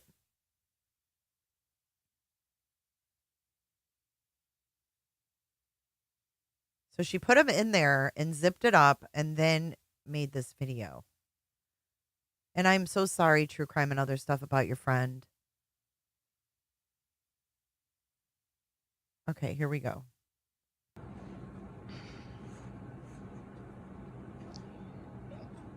She's laughing too. Sarah.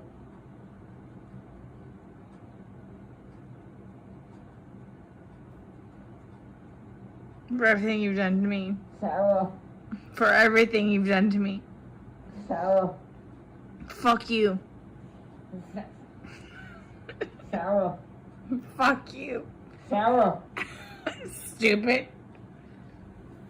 Sarah. That's my name. Don't wear it up. Sarah. I can't fucking breathe, babe. Seriously. Yeah, that's when you do when you choke me. Sarah. Sarah.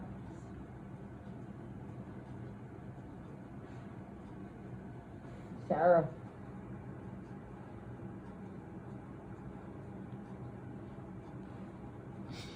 Sarah, I can't breathe, babe. That's on you. Sarah, I can't breathe. It's on you. Sarah.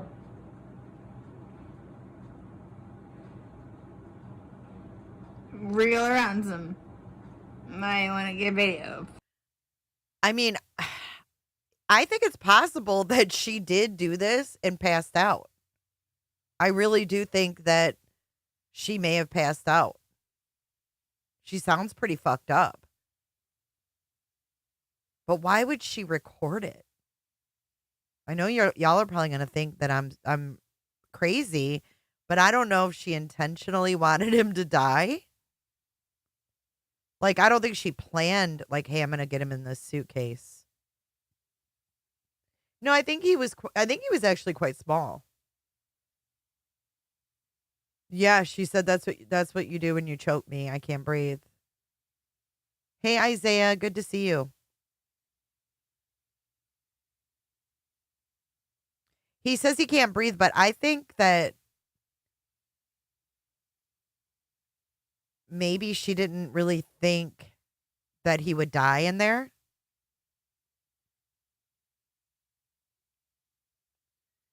Yes, exactly, Granny. I agree with that. I think that she did it, and then I literally think that she did not think that he wouldn't get enough air and would die. Why doesn't she take a plea? I guess they haven't offered her one. Yes, I think she wanted him to suffer. I think she was trying to torture him and then passed out and then was like, oh my God, he's still in there.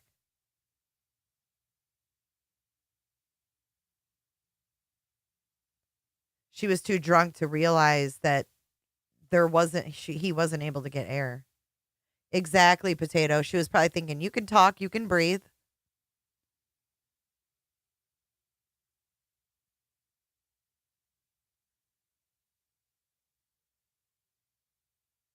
You think she's going to, self-defense. And probably none of her lawyers want to hear that.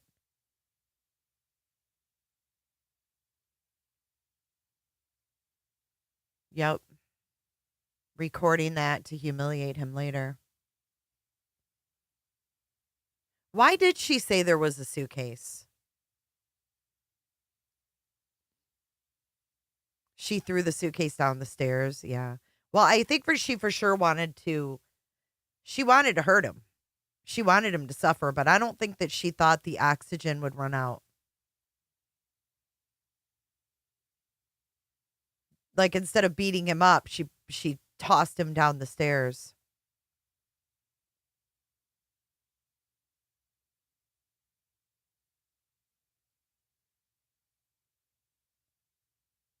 I don't know, but the suitcase is downstairs.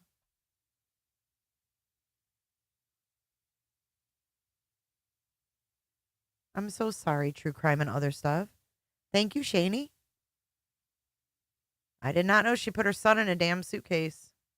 For it extra. Because I got this. Sarah. Regular ass. Sarah.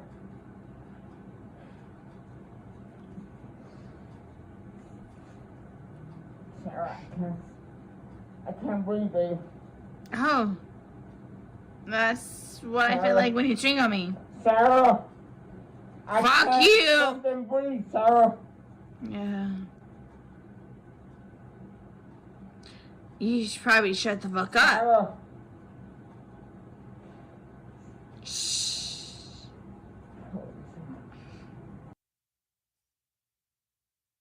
So I really think she wanted to torture him. Oh my God, Shane. Is this the husband, Shane? I love it. The hubby. Okay, check this out, guys. This is her ex-husband. Hold on. This is weird. Another true crime coincidence. We find these every now and then as we cover these cases.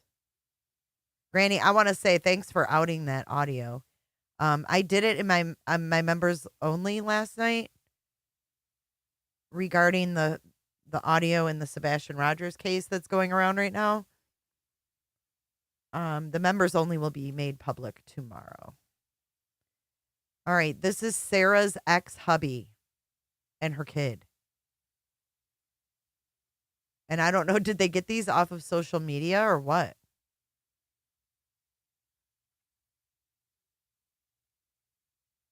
Look at Rue. Rue's like, what the fuck is this? We need some Joe Rogan on that one. Maybe she got the idea. Maybe they saw the picture and said, hey, let's reenact this. Like, what the fuck is this? And everybody's like, what the fuck is this? The kid is actually in the suitcase because look, it's zipped up. And it must have been done just before her crime, says Shane, because of the son's age size. So she got the idea from this.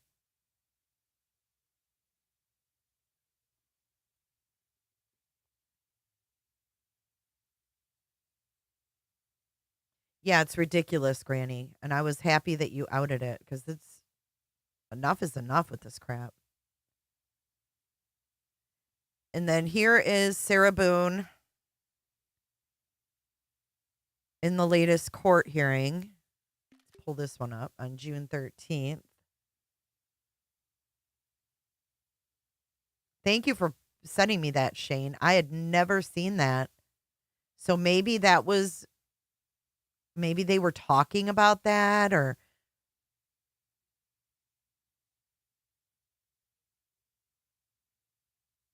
You were locked in a trunk once? And hell no, I learned then that I'm claustrophobic. Oh my God. That would be so freaking scary.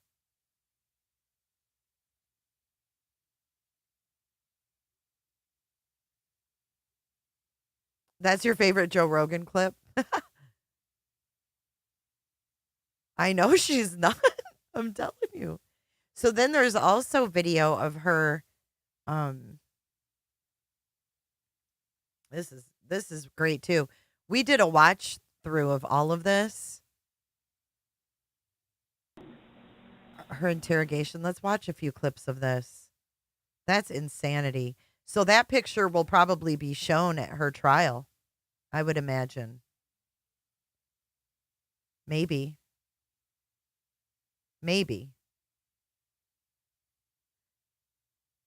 So is this the next day or the same day? Let's see what she's wearing. Is she still wearing? Oh, no, did she put jeans on or? Okay, so here she is in the interrogation. Let's watch some of this. We could see his mouth was a little I haven't laid a swollen. hand on him. Okay. Also, too, he fell off my son's bike. Okay. So I don't know. And he's notorious for running into the wall or the hall tree. So Okay. Okay. What about the scratches? So she's giving excuses for for the marks on this guy, and she's saying he's notorious for running into the wall.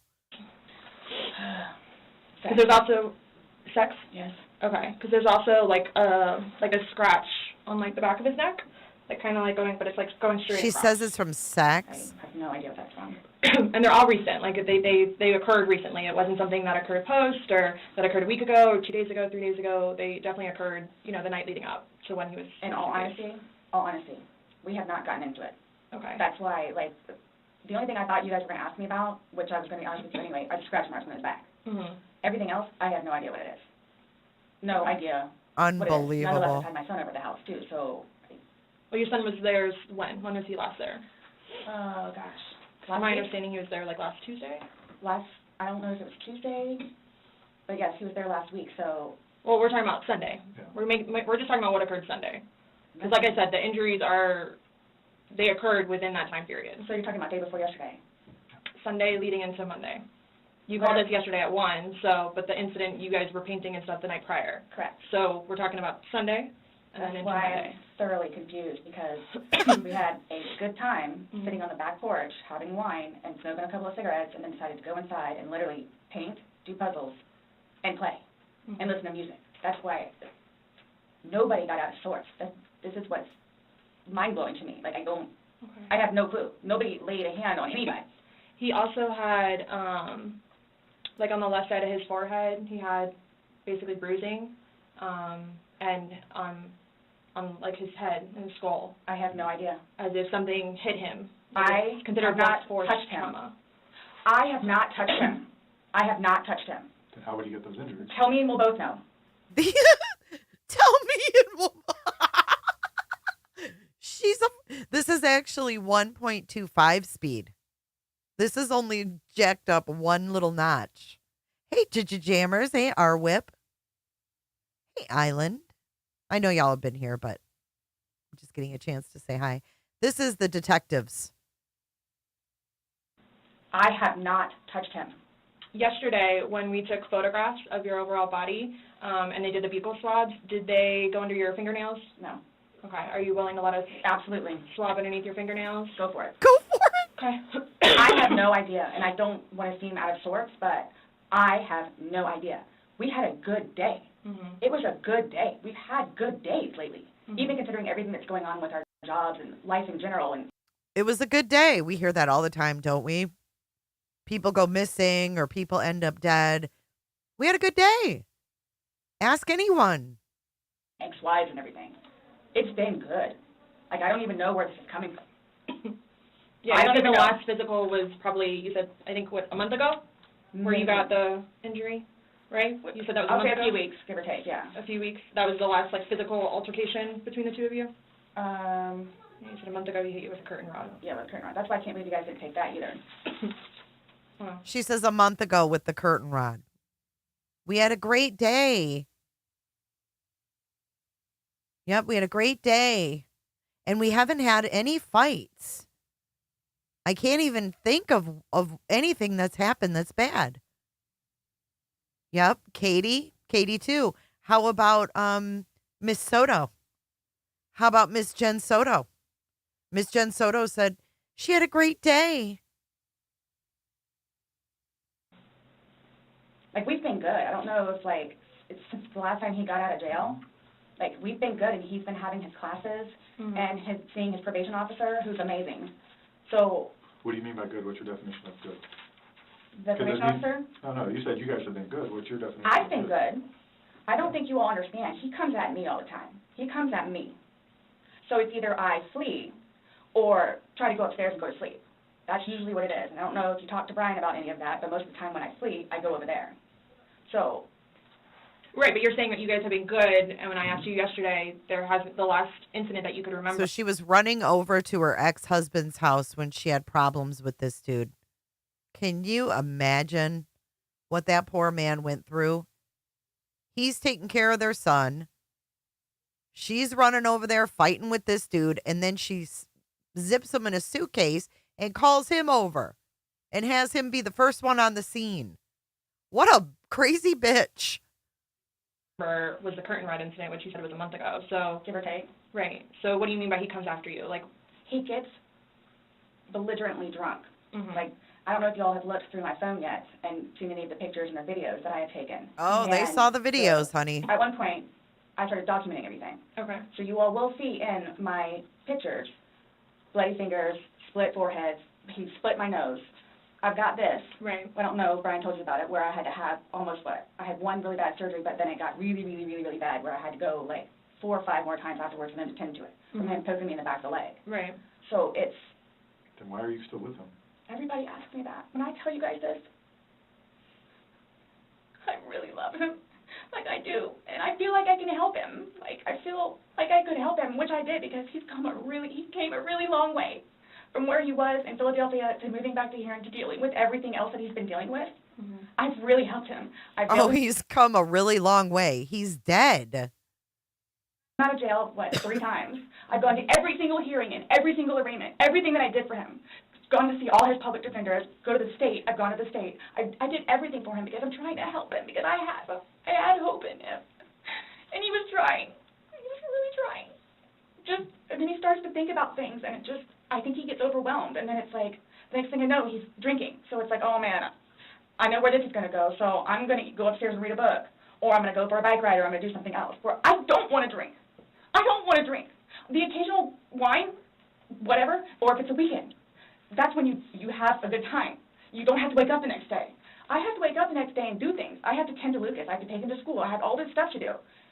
He doesn't know how to, I guess, maintain himself, where I can do 50 things at once and still know the 50 things more prior that I need to get done. He can't process like that. He didn't process like that, so he would literally, not literally, but have smoke coming out of his ears. So the next thing you know, he doesn't want to deal with it. I'm going to go get something to drink. So the majority of the time, I would hang out outside or do something else because I don't want to drink. And every time, his job broke his heart. And it made me sad because he had so much pride in his job. Oh my God, she is so faking it. She does not give a shit that he's dead. She doesn't care. She doesn't want to drink, but she just said they drank a bottle of wine. And the store that he took care of so much totally went downhill. And that broke his heart because he had put so much work and effort into fixing it up. And his manager was awful and basically gave up on all of the employees. So I think that had a huge bearing on why he would drink so much. His ex-wife is bonkers. She was all over him all the time. Send me money, send me money, send me money. His ex-wife is bonkers? But you zipped him up in a suitcase. She thinks she definitely has a mental illness.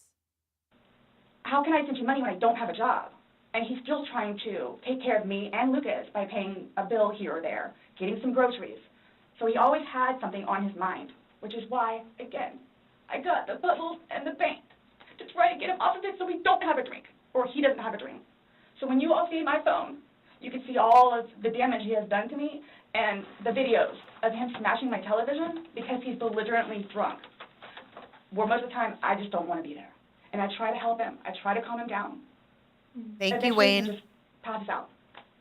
Well, yesterday it made it sound like you guys were just drinking like a glass or two. Like, yeah, you obviously had the bottle, but you told me on recording like that you were not drunk. He was not drunk. You guys were having a good time. Yeah, usually, and it's like when people get pulled over, right? Thank you so much, Wayne, for your super chat. Don't drink whilst on medication. I don't know. Some people think that they were doing illegal drugs too, maybe meth, but I don't know. I've never seen any evidence of that. She was exactly, Casey. We just watched that when she started drinking out of the spigot. Oh my God. But yeah, I mean, even seeing her on her 8th attorney now in jail, like, she's definitely mental. I can't get drunk. Number one, I do not want to get drunk. I don't like being non-complimentous, having my wits about myself. I don't like feeling out of control. So I'm just saying, you're making it sound like he's a raging alcoholic today, and yesterday I was kind of asking you those questions, and you're like a little defensive, like, no, we're not alcoholics. We are not, you know. I'm not. But you guys were both sober on Sunday, to your knowledge, because when I said you went and passed out, you were like, no, I didn't pass out, I just fell asleep. So now it's kind of like, What is it? Were you guys drinking and it got out of hand and No. it got physical? No. Or is it... Sunday was one of the better days that we have had in quite some time. Oh, there we He's go dancing again. with my dog. You can see that too on the pictures. Him. Oh my God, there's pictures of them drunk and he's dancing with the poor dog. God almighty. The deaf and blind dogs. She should be charged with animal abuse as well. Him loving the dog. He loves the dog and dancing around, having a good time, and just being happy kind of thing. He doesn't know. I can get like maybe 2-3 glasses of wine and I'll be fine. But I have to have my wits about myself because I don't know what to expect. Well, let's talk about Sunday. What was Sunday? How were you, like, how many glasses of wine did you have? How many glasses of wine did he have? The bottle was gone. I mean, I don't know if you poured any out. Yes. No, that was from previous. You said that there was a half bottle left Yeah, over. about this much. Mm-hmm. And then that you had wine. Well, I don't even know how the wine. How'd you guys get the wine for Sunday? I'm guessing he went to Publix. Does he leave the house and you stay home, or do you go to Publix? Like, cause Sometimes I'll go with him. Okay. Did you go with him Sunday to No. Publix? So most of the time what happens is, because the convenience store where we get cigarettes is here, and then Publix literally is cattywampus to it. Okay. So what he'll do is he'll start, go by Publix, and then on the way back, catch the convenience store. Okay. So Is that what he did Sunday? Did she say cattywampus? Cattywampus to us? I'm guessing that's what he did, because the next thing I know, he's walking in with a bottle. Okay. So it's him trying to be nice, so I don't have to go out and do it. Plus, there's stuff that are around the house that I had to take care of. So that's usually what will happen. Or I'm folding laundry and he'll go run out and do whatever. Okay. So where were you guys at on drunkenness, not drunkenness on Sunday? You told us you weren't drunk. No, I was not drunk. Right. I was not drunk. So Oh, I with remember him- watching this too. I think we determined that this was right before COVID hit. And we think that this lady who keeps coughing had COVID and didn't know it. Because it was February of 2020. Right. I think COVID was a thing in March. I don't know. I know when it's like, oh, okay, man, where I have told him, slow down. It's starting to catch up with you. Slow down. Slow down. And another thing, too, is I don't like listening to music with him because he gets too involved in the music, and the music that he listens to is what? A little rough around the edges, and, like, just, it makes me fractious listening to his music. So I kept asking him, let's just you and me Publix talk. and You and me are Walmart. the ones that are talking, which was fine, because, I mean, we were playing with a dog, whatever, and then it's like, okay, now let's do the painting. We just did the puzzle, took a break, now let's do this. Sure enough, sat down, we're sitting in there talking, laughing, talking about new movies, we're watching movie trailers while we're doing painting and all that other stuff. So it's still background noise to him, because I think that's what he's used to, is having background noise, where me, I can sit in here all day with not a peep. But he always has to have some kind of background noise, which I didn't mind because the trailers were cool, and he was interested in showing them to me, getting excited about movies that were out or upcoming. Okay. So on your laptop you're talking about? Mhm. Like, okay. And I mean, and then it was. But you said it was a good day. Like, you guys didn't have any conversations about your relationship. You guys didn't go down like the rabbit hole, like had too many to drink, and you guys start getting. No, when I tell you this, it made me so happy that he actually listened to what I had to say. With just, we'll get through it. This will be fine. It's just, it's a small hurdle that you and I together will get through, because. I'm talking about the money, jobs, daughters. stress. Yes. Nothing No. relationship-wise, though. Like, no issues. Like, did you guys have a conversation about your relationship, or was it just about just like what's the stress? going on right now? Got it. I try to evoke it from him so he gets it off his chest, because I call him the volcano, where eventually he's going to erupt. Right.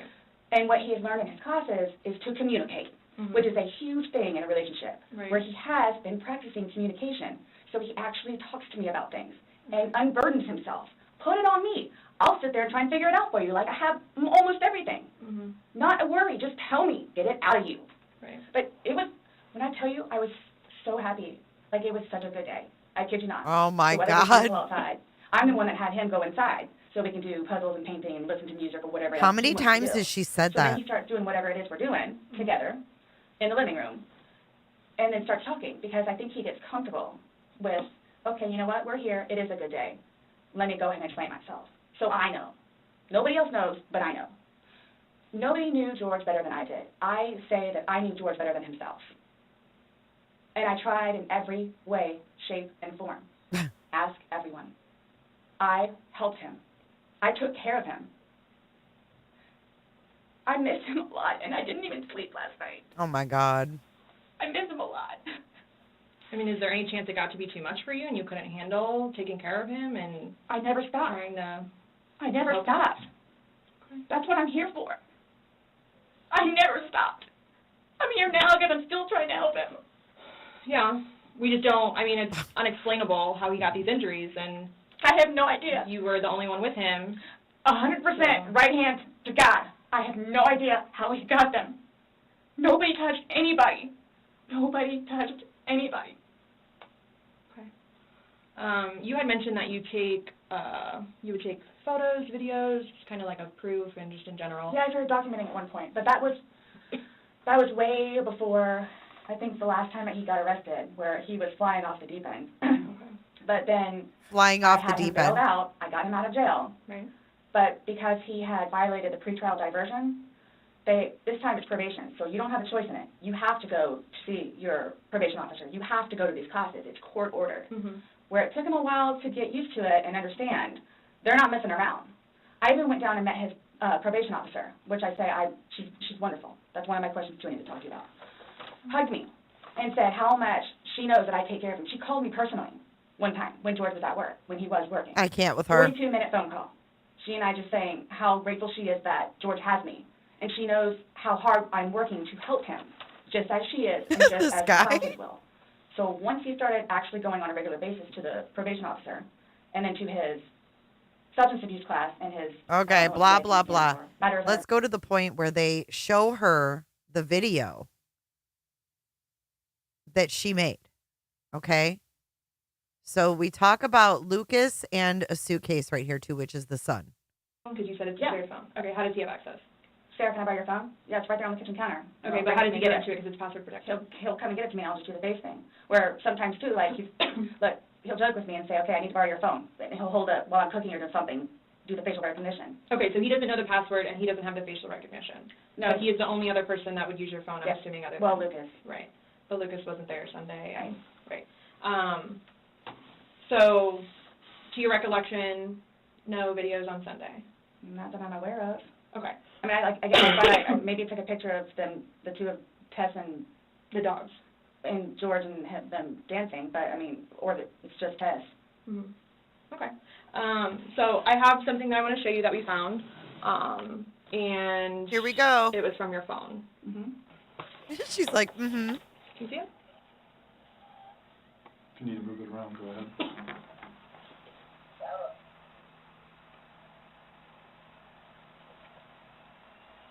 No, I don't remember that. For everything you've done to me. For everything you've done to me. Your battery's about to die. Shut it down. Oh, okay. Let me. No, I don't remember that. Your battery's about to die. The battery doesn't last very long. Yeah, it used to last a lot longer than that. I don't know what happened. Okay. Let me just grab something. All right. Perfect timing. She's like, your battery's about to die. No, I was just simply asking because you had a look on your face when she asked you if you've ever done that before. You looked kind of shocked and... No. Okay, but why did you say it like that? Like, I don't think you all understand who I am, where... okay. Well, tell me. I mean, I've always been a straight-A student. I am an outstanding mother to my son. Okay. I excel at everything. I would not do that. You wouldn't lock somebody in a suitcase? Well, I didn't, like, completely I don't think lock she it. remembers. I mean, I opened it with one finger. I left enough in there for him to get out. Okay. And I wasn't planning on going upstairs and going to sleep. Okay.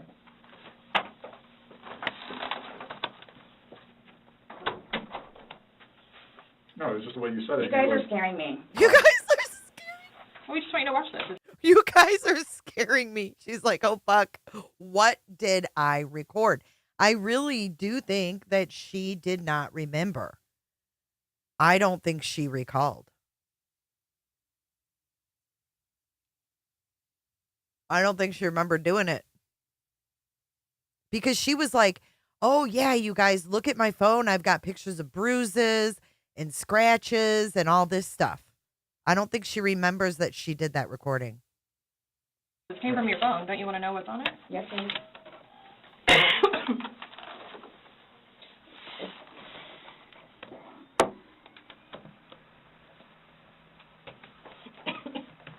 This lady's definitely got COVID.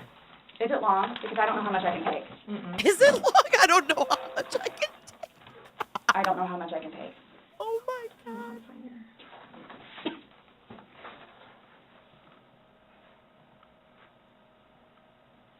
Do I have to watch this? I continuously throw up. I don't sleep. I don't want to see it, if that's okay. Well, it's on your phone. It's not a choice, lady. And you can either explain it or we take it for what it is. Yeah. We're just trying to give you the opportunity to tell us what's going on. That's it. It's that long? 2 minutes. For everything you've done to me. For everything you've done to me. Fuck you. And that's you, your voice. Stupid. Sarah. That's my name.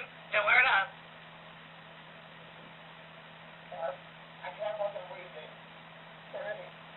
Yeah, that's when you do when you choke me. Sarah. I don't want to watch it, please. Okay. Last time we talked to you, you had said that you put him in the suitcase, you had 2 fingers hanging out. And you I went to flipped him bed. over. I flipped him over, and that's where it was. And there's 2 different videos and a still picture where, yeah, it shows you flipping him in different positions and him saying that he... Oh, shit. Did you hear him? There's different videos, so we've only seen one. He said there's 2 different videos and photos of her flipping. Dude, she did a lot of videoing and taking pictures. He can't breathe, and you're saying fuck So you. this is upside down. So in order for him to have gotten into it, it was flipped up. Right. It was flipped up normal. Yes. Like as if you're packing something. So this is upside down. Guys, this is killing me right now. So this image is upside down, and then this small video that occurred 11 minutes later, it's flipped over the other way, closer to your dining room table. Okay. Now he's obviously still in there. So he didn't. How did it go from the back to the front? I flipped it. Okay. My plan was not to go upstairs and go to sleep. Well, that's what you did. Yeah. But not intentional. No, you told me you went upstairs because you were Stop getting here. ready for bed. Stopped here. Okay, but Where's here? show me where you can see any fingers coming out, because there's the end. It's and his head's right here. Mm-hmm. So going like this, rather than going all the way up, it's like this. But why is he saying I can't breathe, and why is he pushing on it as if he can't get out? Because he's wasted. And it doesn't show a hole. There's no hole. There's no fingers. I don't see his fingers. There's no hole. Look at her. I She's don't like, know what you oh want my me to tell God. you. Like, I don't know, like, what you want me to tell you. I'm just showing you. I'm just telling you what we see and what we've heard from the I other video. understand. Dr. Pepper. He's begging for you to let him out. You're laughing in the beginning, and then in the end, it sounds kind of like a... No, it's not malicious. Well, saying fuck you, It's not malicious. then what is that? What does fuck you mean to you? Well, Like if I were to tell my like he partner- does. Like, I get called everything but a white woman, so Okay. my intention was not to leave him in there. Please understand that. My intention was not to leave him in there. But you went upstairs thinking that he could get himself Yes. out, but the video shows... Okay, do you believe that? Put a 1 in chat if you believe that she thought he could make his way out. And I mean, just blatantly just thought about it for a second because she was wasted. That either A, he'll be able to get out. Fuck it. Like that kind of attitude. And then woke up the next day like, holy shit. He's dead. Like woke up and panicked and opened that suitcase really fast. Like she fucked with him and then passed out. Put a 1 if you think that she just passed out and thought he would make his way out or never thought he would breathe, or 2 if she knew he couldn't get out. She did. She stood up and did the zipping. She sure did. That's At why I no told point you. can I see his fingers. He'll and be it out there looks any like- minute. And then 30 minutes later, he didn't show. And he's telling you And I he didn't can't wake breathe. up. Do you think not he's able to get joking? You told me he was laughing, and We were before. The video, there's no When we laughing. first got in there, both of us were. So how long was he in there for? Like, this video is at 11:12 when it starts, so was he in there for like a long time prior to you No. recording this? No. No. So it goes from funny to no longer funny. She did tell the detectives that came on the scene that she went to sleep around 12:30 or so. Why would he even get in the suitcase to begin with? But you're the only one laughing. But I didn't think that he was, like, panicky. Like, So pushing up on a suitcase saying, Sarah. Well, he was still calling her babe, right? Sarah, babe, I can't breathe. So maybe she's saying, well, he's not panicking. I didn't think, but what happened after that video? What happened after that video? Did he start moving around and panicking? And I imagine he did. Sarah, I can't breathe. George has done that in the past before, too, where it's just like he thinks that he's woe is me kind of thing, where it's like, he's never been locked in a suitcase. No, oh, my God. It's kind of, I thought it was and the you know boy the oxygen. crawling wolf. Woe is crying me. wolf kind of thing. Okay. And again, my plan. But nowhere in there is he laughing, is he joking. He is begging.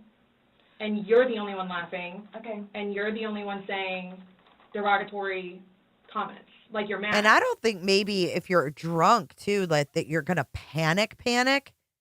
I think you're more shocked that she's not opening the suitcase. Like, babe, I seriously can't breathe. Like, he wanted to let her know, like, I'm not playing around.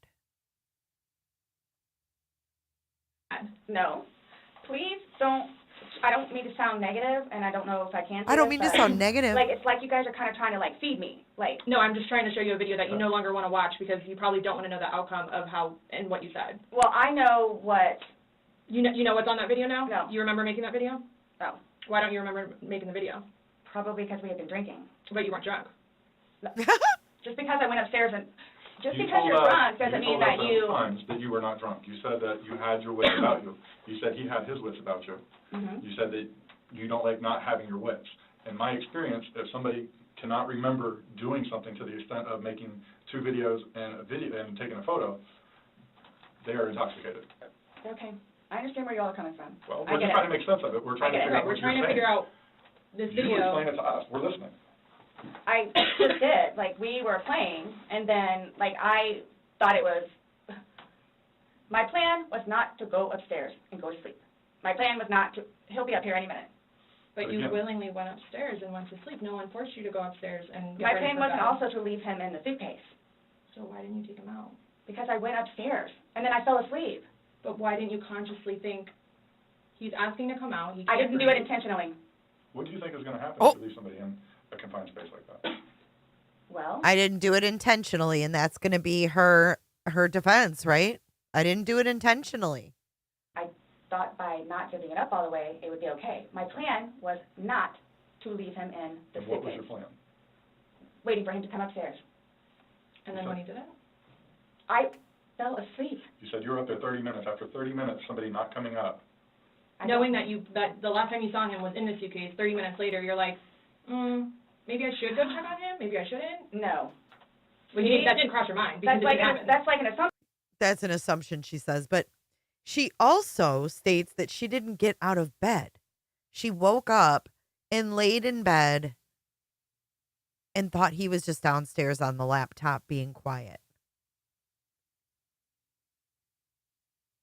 Assumption. Like, that's what you all are thinking. Just, We're asking. it's the You whole. tell us. It's the drinking. That's what it is. It's the drinking. I thought it was like, I thought he was okay. Like, I didn't. He's telling you he's not. He's telling you, Sarah, I can't breathe. He's saying your name, and you're like, that's my name, don't wear it out. Guys, that's how we are with each other. Like, he has. Nobody understands our relationship. The whole suitcase thing never happened before. Would you leave someone else in a suitcase? Would you leave Lucas in a suitcase jokingly? Because it was a No. joking matter. You put him in there jokingly. Would you leave Lucas jokingly in there? And you love Lucas, right? And you I love wouldn't do George. that to him either. I wouldn't do that to him. So I just. Well, it's not like, again, I don't think you all understand. Like, it's. I mean. It's not that was not my intention. Well, Y'all don't have any idea what by I've your done acts, for him. But by your acts, and that's exactly right. You get to the point where you've done so much for somebody and they don't show No. you any appreciation. He did. Not by your words in the video. I don't get that. He did. Because you bring up the fact that when he's choking you, you can't breathe. That's how you felt when he cheated on you. You couldn't breathe. And you verbally, several times, told him just, fuck you. But you Well, said it in you the said video, but you won't let us play the rest of it 'cause you don't And want to. When I say told him- cheating, it's on his phone. Okay. Cheating is cheating. I And think if so you too. Exactly. It's your definition of cheating, though. So I mean, They started the video the and word cheat means. And that's stopped. what you told him in the video. That I couldn't breathe when you cheated on me. No. That's how I felt when he said, Sarah, I can't breathe. And you told him, I don't fuck know you. what you. This is. What would you say if somebody told you that they had done this? Done what? Set somebody in a suitcase and went up and went to bed. Do you all not think? So you all think that it's like, oh, good, I got him in there. Now I'm gonna go to sleep. Is that what you guys are trying to assume, or trying to like? We're just, the video is very portraying of the opposite of what you told us. No. It is not leading up, it is not matching what statement you gave us in the car. So. And that's why we want to know. And I don't remember doing those. The injuries are not consistent with what you've told us. So we have a lot of inconsistencies, and this video explains itself. It really, truly does. You don't think that I have thought about that? Thought about the video, or thought about... But no, again, if you don't mind, please. So you all are assuming that it's like, oh, good, I got him in there, now I'm going to go to sleep? Is that what you all are assuming? Well, it's not an assumption when that's what you told us that happened. That's what happened. And the video, Yeah. I mean... But I'm not going to say... You thought he could Those get out are- on his yes. own. But the video shows that he cannot get out on his own. But when I unzipped it with one finger. From the outside. But it had the hole in it. And you're claiming that it had a paperclip, so that's what assisted you in doing it. No. Is what you told us. When I had my sweatshirt, I said I thought it had a paperclip on it. It's got... But the zipper part is broken. That Yes, which helped is you why we were with going to it. zip it. Yeah. I just... You were able to unzip it from the outside very easily, because that's the way they're designed. But you could on the inside, too. I don't know how... Well, why wouldn't he have gotten himself out if he could? I don't know. Like, I don't know if you saw, like, where the hole was. I don't know. I didn't see a hole. No, I didn't see no fingers You're the sticking only out. one that's what I'm saying. Like, he's in one position, and where his head would be, we should be able to see fingers.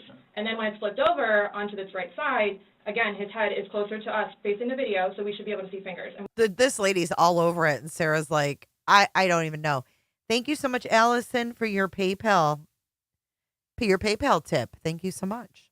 we don't see anything. We see no movement of him trying to unzip it or physically unzipping it. All we see is pushing up, trying to push out of it. Please do not assume. I'm not assuming. I haven't assumed anything. I follow evidence. But my intention was not, again, oh, good, I got him in there. Now I'm just going to go to sleep. What do you think someone that knows nothing about this or hears just a little bit like, oh, they were playing around in a suitcase She's been drinking and then watches probably that went to video? sleep. That's what happened. But you let him out before. I mean, you put him in, so why didn't you take him out? Because I was upstairs and I fell asleep. Oh. No. Yes. And he has a Oh my lump on his gosh. eye. I mean, I don't know what you all want me to tell you. Like, this is not fair at all, yes. that you all are assuming that that's from me. Where else did it come If from? you were, say it's opposite, you were in the suitcase and you're asking to be let out, would you hope that that person would let you out? Like, you're asking to be let out of a suitcase, should they not let you out? Eventually. Eventually. I mean, I'm blaming it on the wine. Blaming it on the wine? Oh my God, she straight said, I'm blaming it on the wine. Wow. Wow. I never heard her say You all are assuming that that's from me. Where else did it come If from? you were, say it's opposite, you blame were in it on the suitcase and you're asking to be let out, alcohol. would you hope that that person would let you out? Like, you're asking to be let out of a suitcase, should they not let you out? Eventually. I'm guessing. I mean, I'm blaming it on the wine. Blaming it on the wine? So you guys are like assuming that. You keep saying we're assuming, well, we haven't assumed Asking anything. questions. But you guys are assuming that that's what I did. No. By what Like, this is the fact of what happened. We got there. You said you pulled him out of the suitcase. You said you went up. You went to bed. We're not assuming that. These are the facts that you're telling us. But now what we're you said asking is you like, to oh, I'm explain them. tired. Oh, I'm tired. Well, that's what you told me on a sworn recorded statement yesterday. Because when I said, oh, you went upstairs and passed out, you were like, no, I did not pass out. You got attitude with me because you were Yep. thought I was assuming that you were drunk. So that's an assumption. That was an assumption when I said you passed out. And guess what? You corrected me. You were very adamant about the fact that both of you had your wits about you. What's your favorite word to use? Compass mentis. What? You've used it today too, to say that you guys were within your wits. There's two empty bottles of wine. No, but we didn't drink both of them. I think you did. We didn't. There's receipts for the They were savings both back there. purchased yesterday, so I don't know how you didn't. because they weren't there the day before. So one There's was. 2 Publix receipts from yesterday. Mm-hmm. Only thing purchased on either one was a single bottle of wine, 2 of them. So we have each bottle of wine that was empty in your garbage can that you purchased yesterday, or he purchased, but you 2 would have consumed together. Okay, well, I mean, it's receipts, so it's not even worth the going back. So this is. She's definitely got So I COVID. don't know what you guys are. I don't know. We were just hoping that we could figure out why you. What was the motivation? There was no motivation. Wow. But we're watching a video that, after talking to you, everything was laughing and fun. Now we're watching a video where it's not laughing and fun. He's begging for his life, and you are in a very angry voice telling him to fuck off. No. Yes, It's not. that's absolutely what it was. It's not an assumption. The video's there. We played it for you. So Look at, she's like, you want me to play it again? You did. You got up off the couch and walked up the stairs and got into bed. That was intentional. There's no way getting around that. You intentionally did that. Nobody drug you up there. You didn't float up damn stairs. Okay, well, it's not fair. It's not fair that you guys keep trying to say that that's what I did. I don't know what to tell you. You told us that. You didn't go upstairs? Again, there was a hole in a suitcase. I unzipped it from the hole with one finger. Well, the damn hole didn't do him no good, did it? But he could push it open. No, he Did couldn't. The video No. shows him pushing up. And If he could push it open, why wouldn't he have gotten out himself? Why would he beg you to open it? I tell you he can't breathe. Okay. If someone can do something for themselves, they're going to do it. They don't need assistance unless they need assistance. So, but why would he start doing it? Because he couldn't, because it was all the way zipped. Okay. Didn't see it. It wasn't. I intentionally didn't do it. That I intentionally did not do. What's that? You didn't intentionally do what? This coughing. Do you want a cough drop? Nor I. Well, he's dead as a Lay result of your hands action. on each other. He is dead as a result I of your understand action. that. That's why You this. 2 didn't lay hands on each other. No. No. I don't have anything. You're right. He doesn't. Whatever that is, whatever it He is. does. See, this is what happens. It's not fair that you guys, just because he has those, automatically blame it on me. Like, Well, what about when What? you have your injuries and he gets arrested? Is that not fair? really? Like, It's really? the exact same thing. Really? He has injuries. You have injuries. Like, what does that mean? I don't have any injuries. Correct. Because So he and nothing I to have do. not been at it with one another. So every time that you guys fight, you both hit each other? So you should have probably No. gone to jail all those times that he went to No. jail for domestic? Well, the one time I did. But he completely trashed the police report. Because that's nothing what happened. Because the reason why I got taken in was because my story was different than his. So I'm being portrayed as, like, this abuser. We're not saying that he doesn't abuse you. Absolutely. We're not saying So I'm the one that's being portrayed as the abuser. because I have never dealt with anything like this before. I don't know what to do, how to do it. And I always know what to do and how to do it. Not this time. I don't know. So I don't know, like, what's going on or, like... We are simply trying to find out as well. Again, we got You're one welcome, side of the Tiffany. story. You're telling us, we're going with what you're saying, but then we find stuff that negates what you're telling us. And I don't even remember doing that. Okay. You're telling us that we're assuming stuff, but what we're simply doing is telling you what we saw in the video and I repeating what understand. you told us. I understand. Because I don't remember that. Okay? Doesn't mean it didn't happen just because you don't remember it. So is the texting thing something about me? Like, what's... The what? Texting? Oh, no, I'm texting. No, I don't You guys are crazy. scaring me, so, like, I don't know, like, what to... She straight up asks, is this texting thing you're doing about me? You're scaring me. expect. I mean, I had questions of things that need to be taken care of. Like, I don't... What are your questions? I have one last question. You realize you're the person that killed him, right? I thought about that. Okay, you left him in the bag when he's begging you, saying, I can't breathe, let me out, and you said, fuck you. And you got up off the couch and went upstairs and left him in that bag. Not intentionally. Again, I would never do that to George. you did. Not It happened. intentionally. Know that. I don't. Know that. I don't. You got up and you went up to bed. Alcohol is a shitty thing. It's alcohol. So Not, alcohol again, is the reason that you killed him? you all, Please sit down. listen to me. Please sit down. You all, listen. I did not intentionally kill him. So your intention. I don't know what it is I to need to punish do him? or how to do it or what to say or how to say it. But what was your intention? Everyone To punish him? knows. Everyone knows everything that I've done for George and love him and continuously helped him throughout his life with me and made him a happier, better person. Cool. And everybody has their limits. Everyone knows that. Everybody has their limits. So it's like, okay, so while we're in a good place right now, I'm going to snap? Is that what it, while we're in a good place right now? Yes, absolutely. I got you on video screaming, fuck you. This is what it feels like when you're choking me. This is what it feels like. Which was however long ago. You said The it. videos was from last night. Clearly, So it wasn't that, inside you. yeah. There's still feelings towards it. You wouldn't say it if you didn't feel it. But I would never do that. But it happened, and you did. But you But did. that's after being playful But no one's and laughing. having a good day. No one's laughing except you. Everybody's having a good day. After a good day. Y'all are making me out to be a person that I'm not. Or will I ever be. Or are you a different person when you're drunk? People have different personalities after they consume alcohol. It's like well. Because you're sober now, so sober you. Nice What about drunk you? Just based on my Not- observations, her hair was very It's greasy. both of us. It's both of us.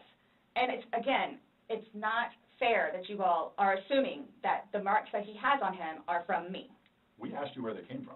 I have no idea. Well, nobody else was there, so nobody else was I have no idea. I swear I did not lay a hand on him. Okay. You just zipped them in the bag. Nor he. You just zipped them in the bag. And then you flipped the bag around several times. I didn't do that intentionally. You didn't intentionally flip the bag around? No. Why would I do that?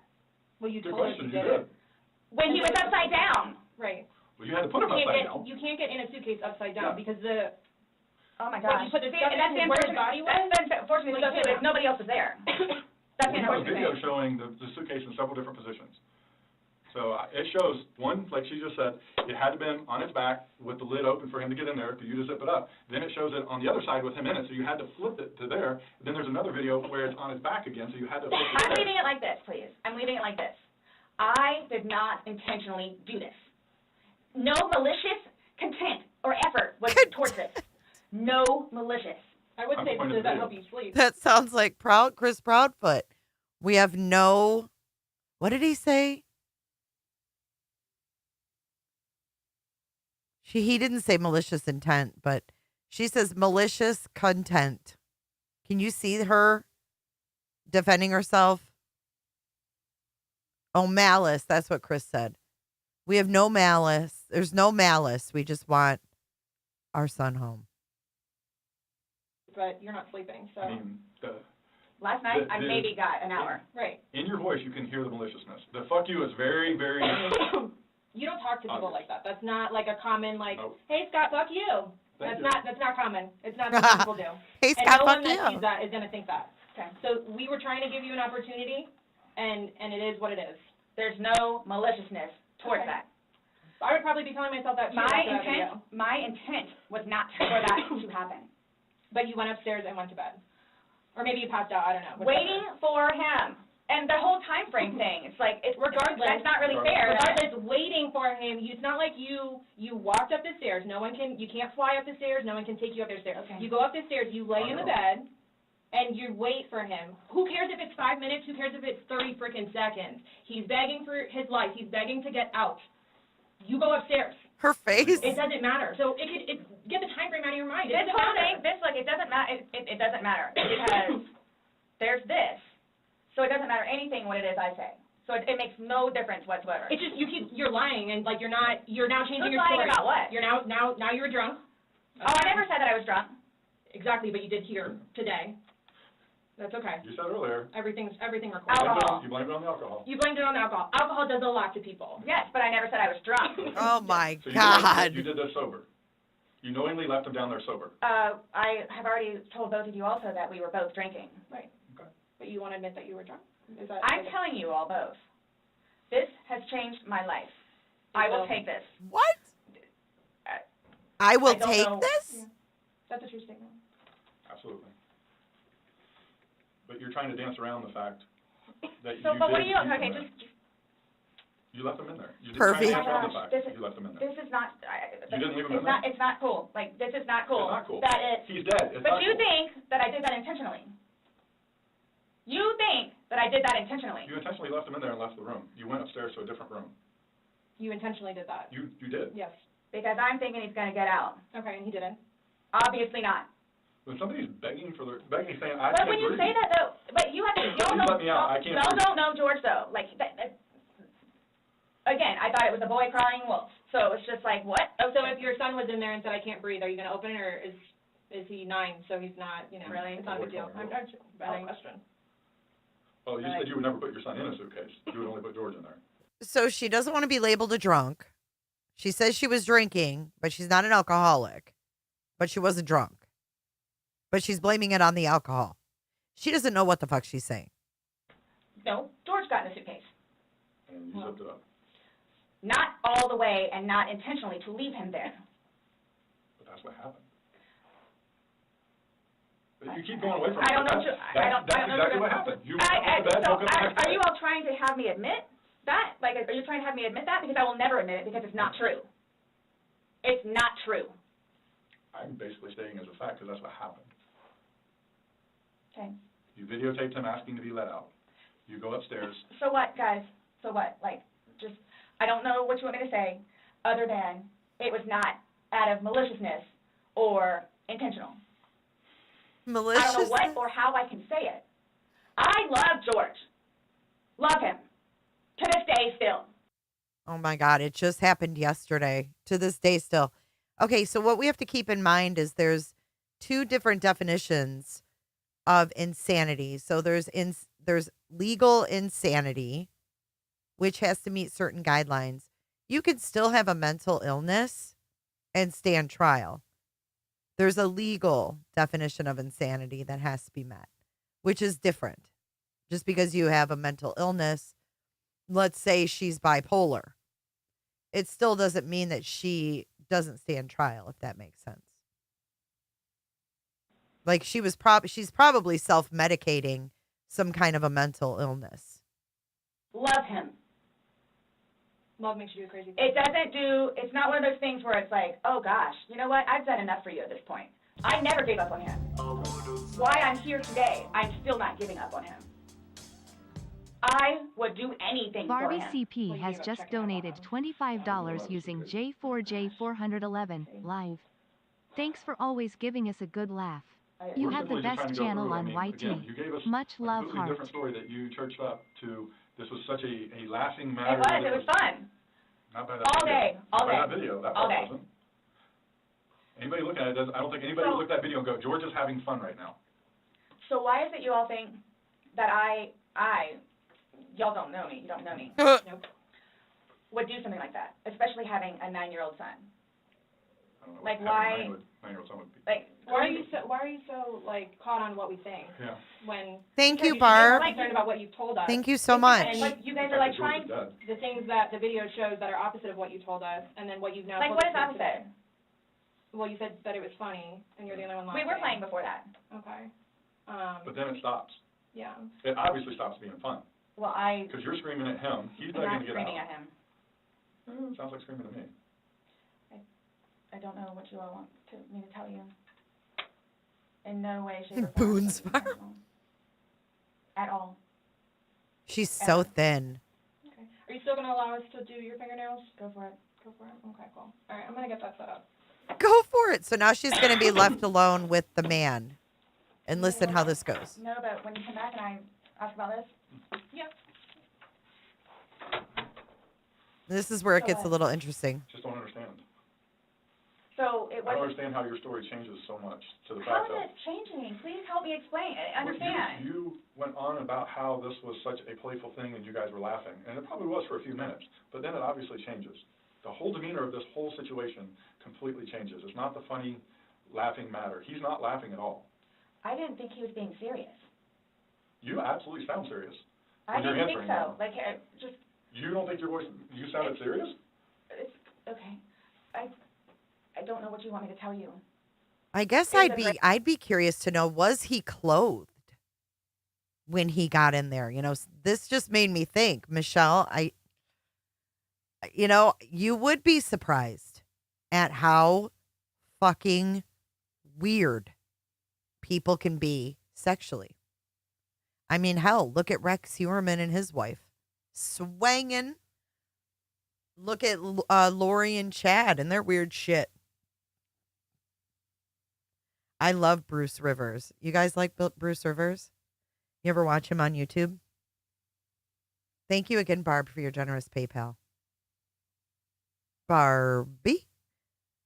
I didn't see her thing pop up, but thank you so much again, Barbie. Barbie CP has just donated $25. And she used the tip site, guys. Thanks for always giving us a good laugh. Getting us there. You have the best channel on YT. Much love, heart. It was a great day again. I was going to say, that's, I mean... I can't explain to you how horrific it was to find him. Horrific. Because I don't remember taking those videos. How horrific. I'm thinking he's in the bathroom. I'm thinking he's downstairs in the laptop. I can't find him. So what's going to happen? Like, here's what gets me, though, is you don't remember taking videos, you don't know where he is, you don't remember him being in the suitcase, and you're still telling me that you had your wits about you. I'll show you guys first. About him when see, that's the thing, too. But you can clearly tell that I had been drinking some. You can clearly tell. I had several people that came up to me in that apartment complex said that you were drunk on a daily basis. Oh my gosh! Right. Regularly. People in the apartment complex came up to him and said she was drunk on a daily basis, he said. That was a very nice message. Barbie said, thanks for always giving us a good laugh. You have the best channel on YouTube. Much love. I want this to be crystal clear. Thank you, Barbie. Right. Really? Right. Talk to the property manager. Talk to the property manager. Okay. Because it's not... These are your neighbors, the ones that live next to you. Your property manager does not live next to you. They see you every day. How many? You had two neighbors you went to and asked to go use the restroom. See, that is just not fair. No, hold on. You had two different neighbors that lived directly next to you. You asked to use the restroom, and they told you no and turned you away. You had to go across the way to somebody else. No, okay. Kim and Eli, Kim is not a nice person. Okay. She's just automatically not nice. Even after me and Luke... Automatically. She's just not a nice person. Then why would you think she would let you use the restroom? Because Eli was in there.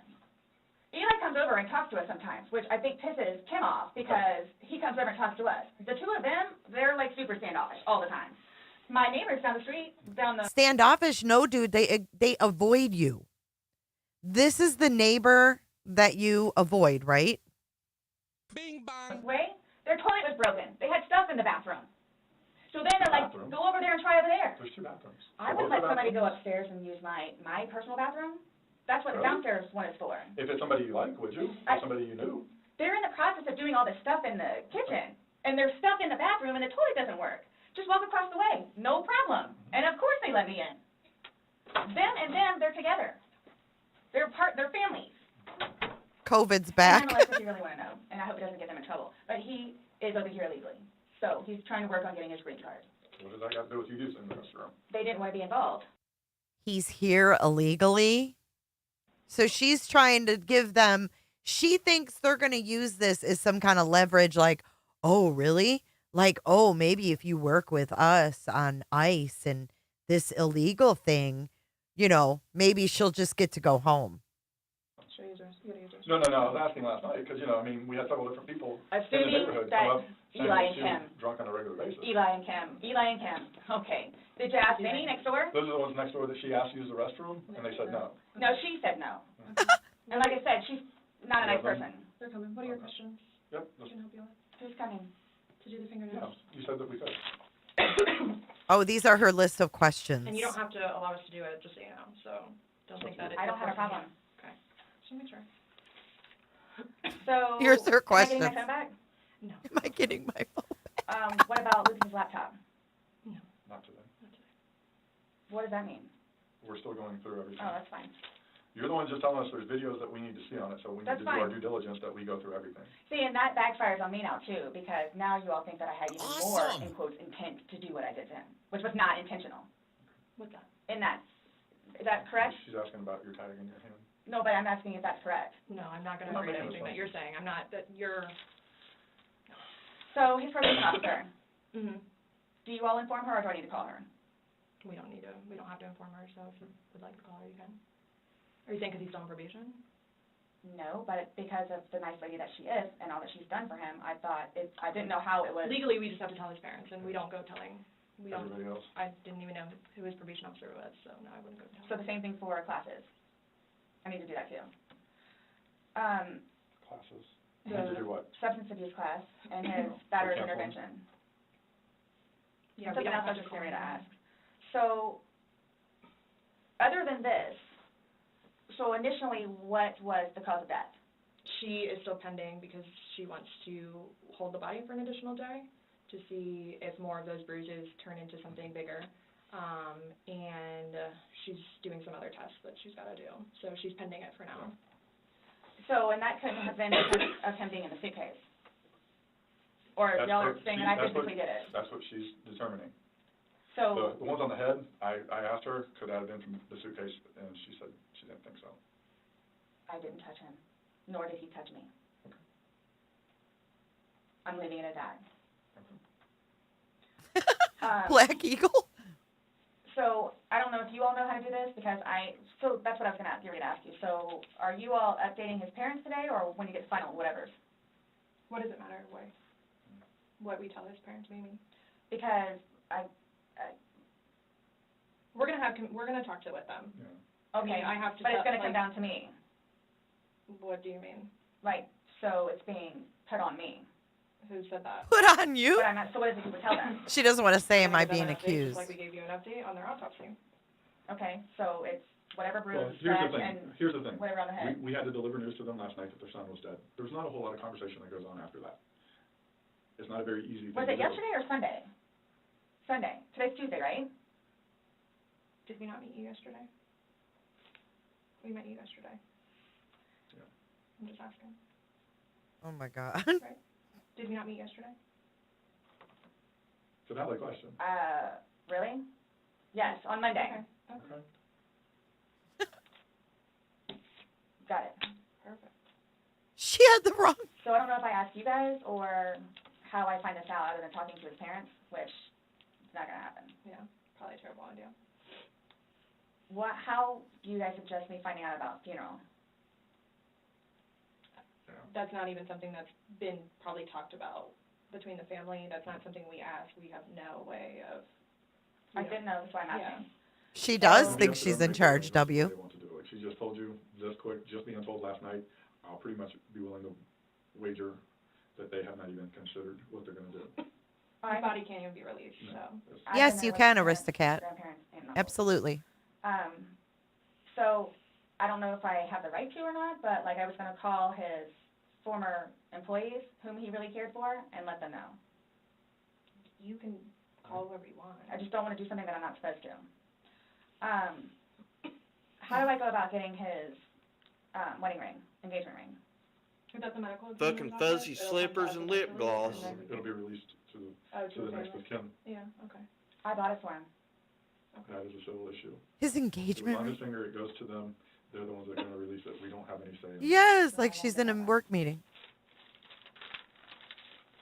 It's not fair. So for all of this, like, how do I find out what's what and how many, like, what's been found? What do you mean? Pillow with stain, swab with stain from pillow, suitcase. That will all be sent off to FDLE. FDLE, Florida Department of Law Enforcement. They do their testing. So, and then, like, whatever white can with blood and necktie with blood was from the suitcase. That's all evidence, baby. Why would you guys, you'll see it in there, the baseball bat, for Lucas, and the feet. And this is just his phone, my phone, and then the laptop. Hey, wait, what? Yeah, when anything can be released, we will release it, but we are very early in this investigation, and it's not an overnight process, unfortunately. So, what's next? They're going to come and swab your fingers. No, I'm talking about, like, in the long run. Like, what do I need to, like, do I need to be doing something, or, like... I can't tell you, like, what to do. I mean, like, so, like, for, like, I don't understand, like, I don't know if you guys are just gonna, like... Because it makes it sound like, to me, like, I'm being accused of something that was not intentional. I'm being accused of it. Mm-hmm. And a handful of other things that I'm being accused of. Okay. So I don't want to be at home with Lucas and you guys show up. She thinks she's going home. She doesn't want to be at home with Lucas. She thinks she's going to go home and have her son. Like, everything's fine. So... We're still investigating. I don't know what you want me to tell you. So, is there going to be concrete whatever it is, and then it's like, okay, this is what it is, kind of thing? Or, like, because I've done the whole court thing. What am I being charged with? Attorney thing. I've done whatever. So, if I'm not admitting anything about being intentional and I killed George. That's not the situation, but it's trying to be pinned on me. Okay. That was not my intent. But it's trying to be pinned on me. So however, or whatever it is I need to do in order for that to be proven, then I need to do so, which is why I'm trying to get my ducks in a row. So that's why I'm asking what the next step is other than me getting my nails swabbed. She's trying to get her ducks in a row. She wants to know exactly what's going to happen. She's trying to prepare herself. This is insane.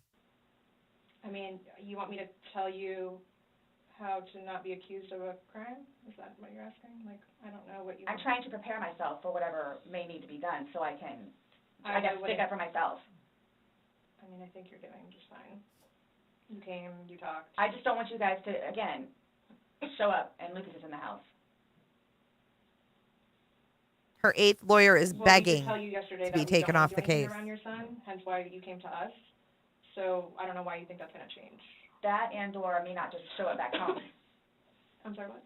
That or what? Me just not show up back home. That's what, oh. Look at him. He's so happy that I'm staying over at the house with Brian. Like, so happy. And I'm not going back to the house, to my house, for however long I can stay over here because of whatever to blow over. Mm-hmm. And again, if you don't mind me asking, so for whatever it is you all are claiming from the videos, which, yeah, is that what you're going to tell them? Like his parents? It's like, oh yeah, and by the way, she did. Did what? I mean, what would you tell them? I don't think it really matters what we're going to tell the parents. Oh yeah, it is. It's fuel to the fire. Well, we can't hide things, and Fuel to the fire. I'm not saying we're gonna go. I'm not saying that we're gonna go and tell them every single thing we have. This lady's got to be but feeling like again, shit too. COVID. This is the Orange County Sheriff's Office. That's public record, so eventually, like, this all will come out. Mm-hmm. So, I'm not. You're making it sound like we're gonna tell them something, so then your life is in danger, and I don't like that accusation. No. So let's just nip that in the butt right now. Well, that's what's going to happen. I cannot But choose. But we can't even, so technically there's no concrete report yet, even. Right, so it's, you want me to, like, tell you exactly what I'm going to tell them. I don't know what I'm going to tell them. I don't know what I'm going to tell them. Let's just leave it at that. Just like you don't know why you went upstairs. I don't know what I'm going to tell them. So. Okay, so where the 8th lawyer thing stands is that the judge is going to take Sarah's filings that she was turning into the court into consideration and then either make a hearing, schedule a hearing, or make a decision. Can I call you the way that I did last time? Yeah, my phone is an open line. This guy's like, I'm out. Missy should be here. I don't know what's taking so long. Okay, they're going to come and clip her nails. I get it. And then after the nails are clipped, let's go to that.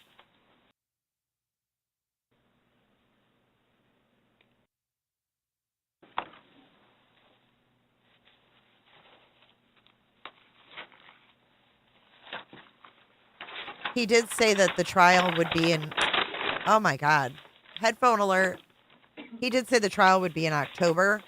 She's back in court in July. I'm sorry for the bags.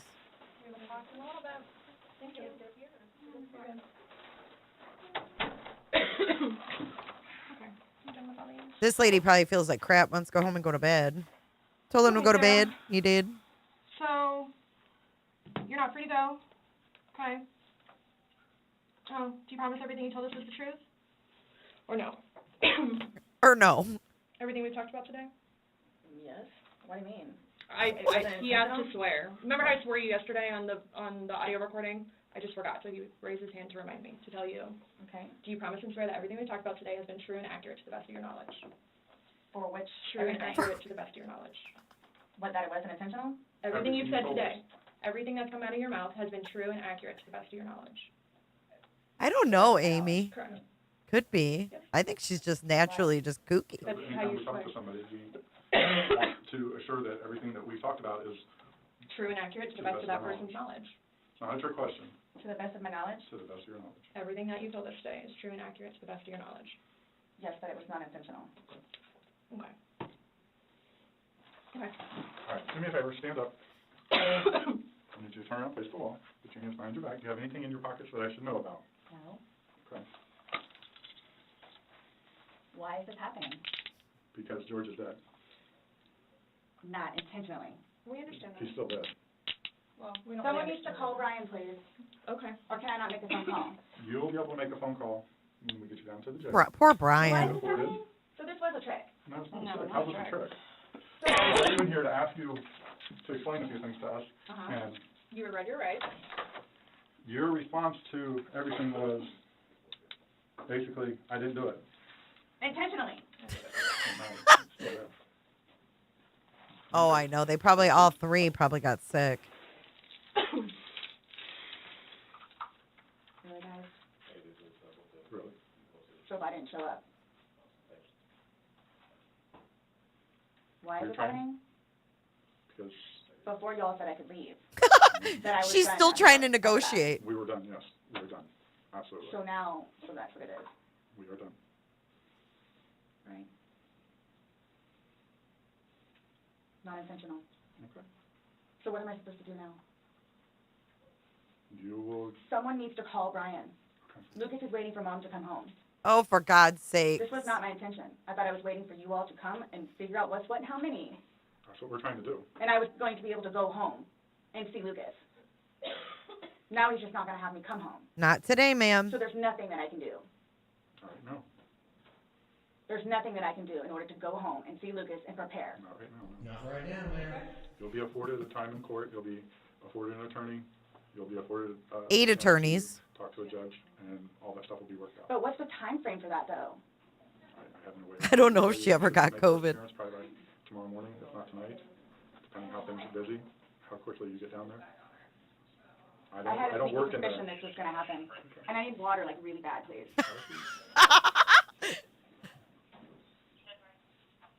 You all tricked me down here. Absolutely did not.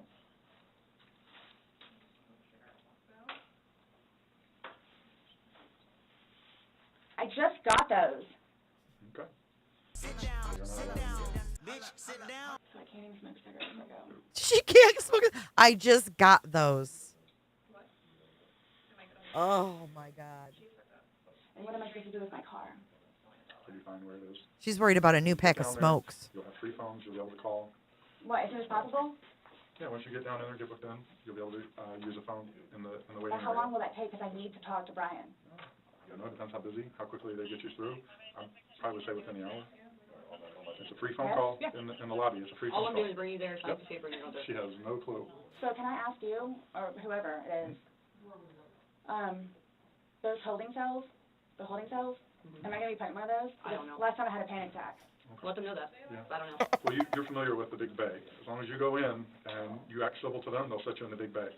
And you'll be left there. No, I Will you cannot. request that while I'm there? No, that's not up to us. We don't work at the jail. As long as like he's saying, if you don't If you act go up. in and act like this, you'll go in and they'll put you in the big bay. If you go in there screaming and kicking and yelling and Why would cursing I at do people, that? I don't know. I'm just letting you know that's what happens. That's how they weed people out. If you go in acting like this, So I asked for the big bay? they'll put you there as long as you're acting like this. Yeah, because the last time I had a major panic attack in the building. Let them know. Yep. Go, Shanna. I have not So found what am I it. going to do with my purse? Oh, sorry. Your purse is going to come, but the cigarettes and stuff can't, so. I put the lock up too. My bad. Oh, no, it's all good. Mine are no opposite, so. What made you all decide to do this? Made us decide to do this. Uh-huh. George is dead. You guys, I knew this was going to happen. You did? Okay. So I came Well, down we here did. willingly. Yes, absolutely. Not one bit, Stacy. We were trying to figure out what's going on. We're still trying to figure out what's going on. Unintentionally. Well, intentional or not, George is dead. Did you see how she looked at him? You act like when you say unintentionally, that absolves you from everything. I need to get, I don't know if it's able to do Delusional, man. Because you're delusional. You're delusional. What kind of stuff do you have in your car that you're worried about? Well, I have my medication. Oh, They have a Lord. pharmacy there, so if there's something that you have to have right away, you'll be seeing a nurse. It's panic attack stuff. Well, again, when you get. AKA you're gonna be seeing a Xanax. nurse, And they have a pharmacy there, so they'll be able to take care of any kind of that stuff. Good night, That Mr. protocol Wayne. is out Have of a great my realm. night. I don't work down there, so I don't know, but I do know they do have a pharmacy, and that you will be afforded to see somebody. Okay? She did say she was arrested once. Yes, she did. They had domestic violence back and forth, so it sounds like she was arrested once. Before we wrap up today's Monday Live, thank you guys for joining in today. I wanted to show you guys Mr. Bruce Rivers, attorney. I feel like I knew him before YouTube. So I don't know if he's represented like stars or something, but I wanted to play you guys. Here, I'll give you his link. Yeah, Xannies and a couple bottles of wine will do it to you. Yeah, that's why he said if you need it, they'll give it to you. But here is his intro. Kind of cracks me up. Hold on. I want kid beaters. Have you guys seen this guy before? Because I feel like I knew him before YouTube, and I don't know how. Where's his damn intro?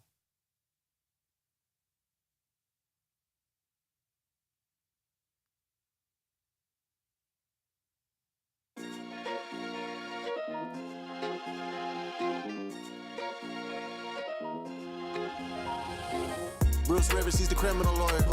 Bruce Rivers, he's the criminal lawyer.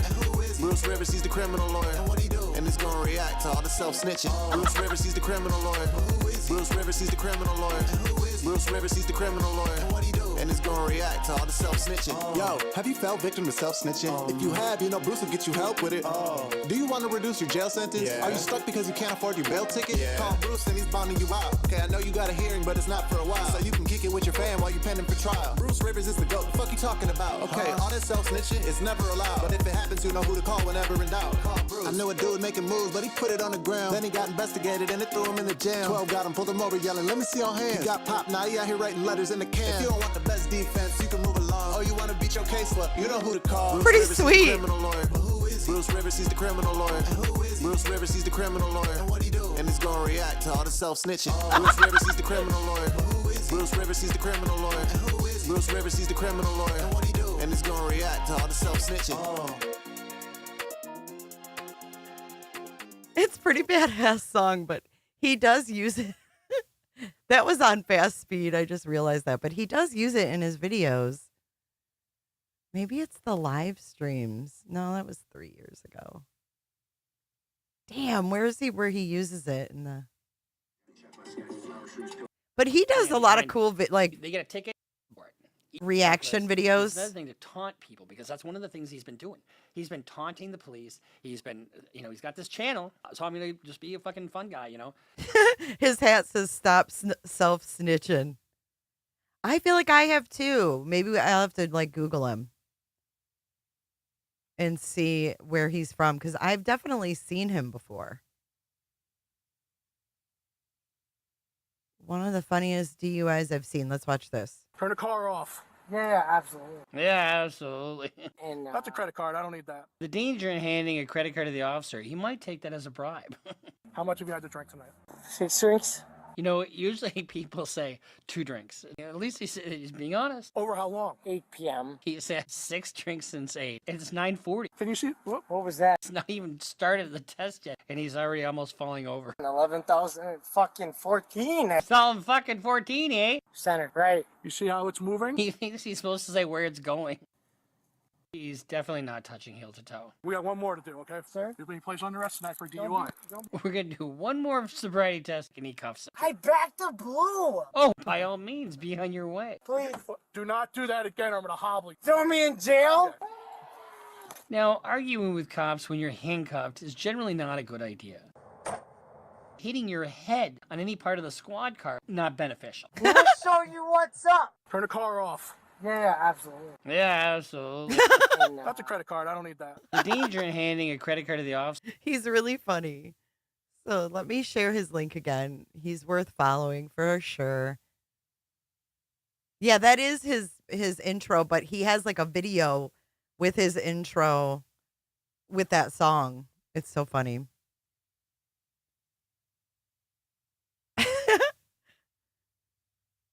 I love these people on YouTube. Andrew had hit me up. He said, hey, I'm going to be leaving Romania soon. And I can't. Here it is. Here it is. I found one with it. Watch. Could the U.S. be next? I don't know that he could necessarily run. I mean, there's no way he could go where people wouldn't know who he is. Bruce Rivers, he's the criminal lawyer. Bruce Rivers, he's the criminal lawyer. Bruce Rivers, he's the criminal lawyer. And it's gonna react to all the self-snitching. That's how his videos start out. It's fucking hilarious. Barely run. I mean, there's no way he could go where people wouldn't know who he is. Bruce Rivers, he's the criminal lawyer. Bruce Rivers, he's the criminal lawyer. Bruce Rivers, he's the criminal lawyer. And what he do? And it's gonna react to all the self-snitching. Hi, this is Bruce Rivers. Welcome to another fun-filled episode of Criminal Lawyer Reacts. We have some breaking news on Mr. Andrew Tate. And I'm bringing... All right, so that's where we're going to close things out today.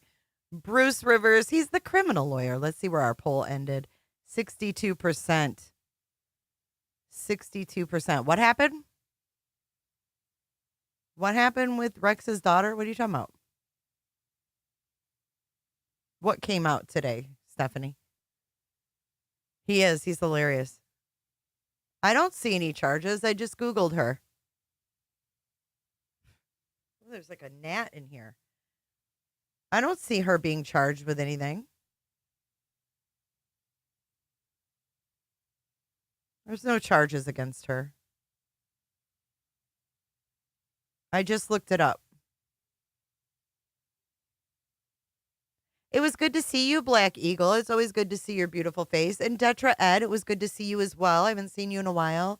It's always good to see you. Richard, Nice Marie, Crimes and Island, Steph.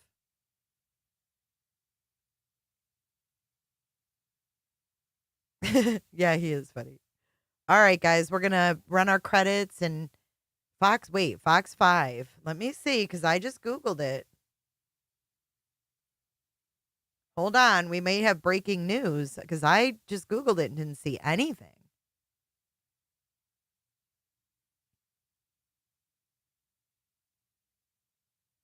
Where do you see it? I mean, I would think that would be a headline.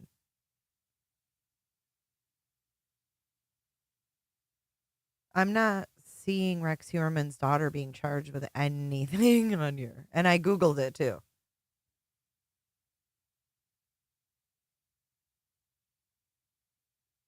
Stephanie, where are you seeing this? No, there was a press conference the other day, but that wasn't any charges. Is that what you're talking about?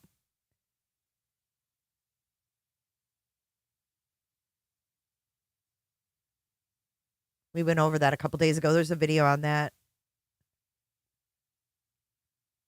Oh, yeah, it probably is. Probably clickbait. News break always does that to me too. All right, guys, have a great Monday. I wanted to make sure there was nothing else going on that we needed to report on. We are live again on Wednesday at 7 p.m. Eastern Standard Time.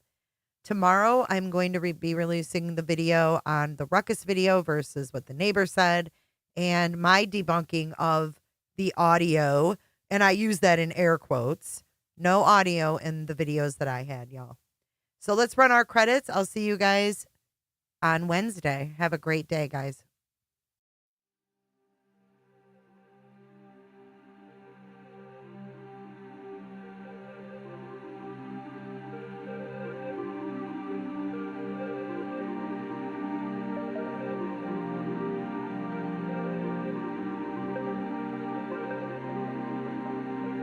Thank you so much for watching. If you enjoyed this live stream or video, make sure to give it a thumbs up and hit that subscribe button so you don't miss out on my latest content.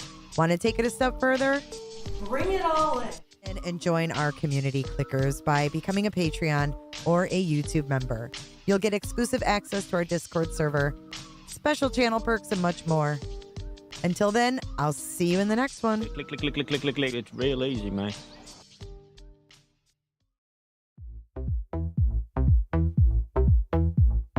I don't give a damn.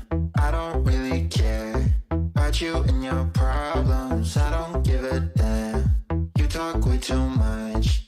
I have heard enough about you and your problems. I don't give a damn. I don't give a damn. Damn, damn. I don't give a damn. Damn, damn. I don't give a damn.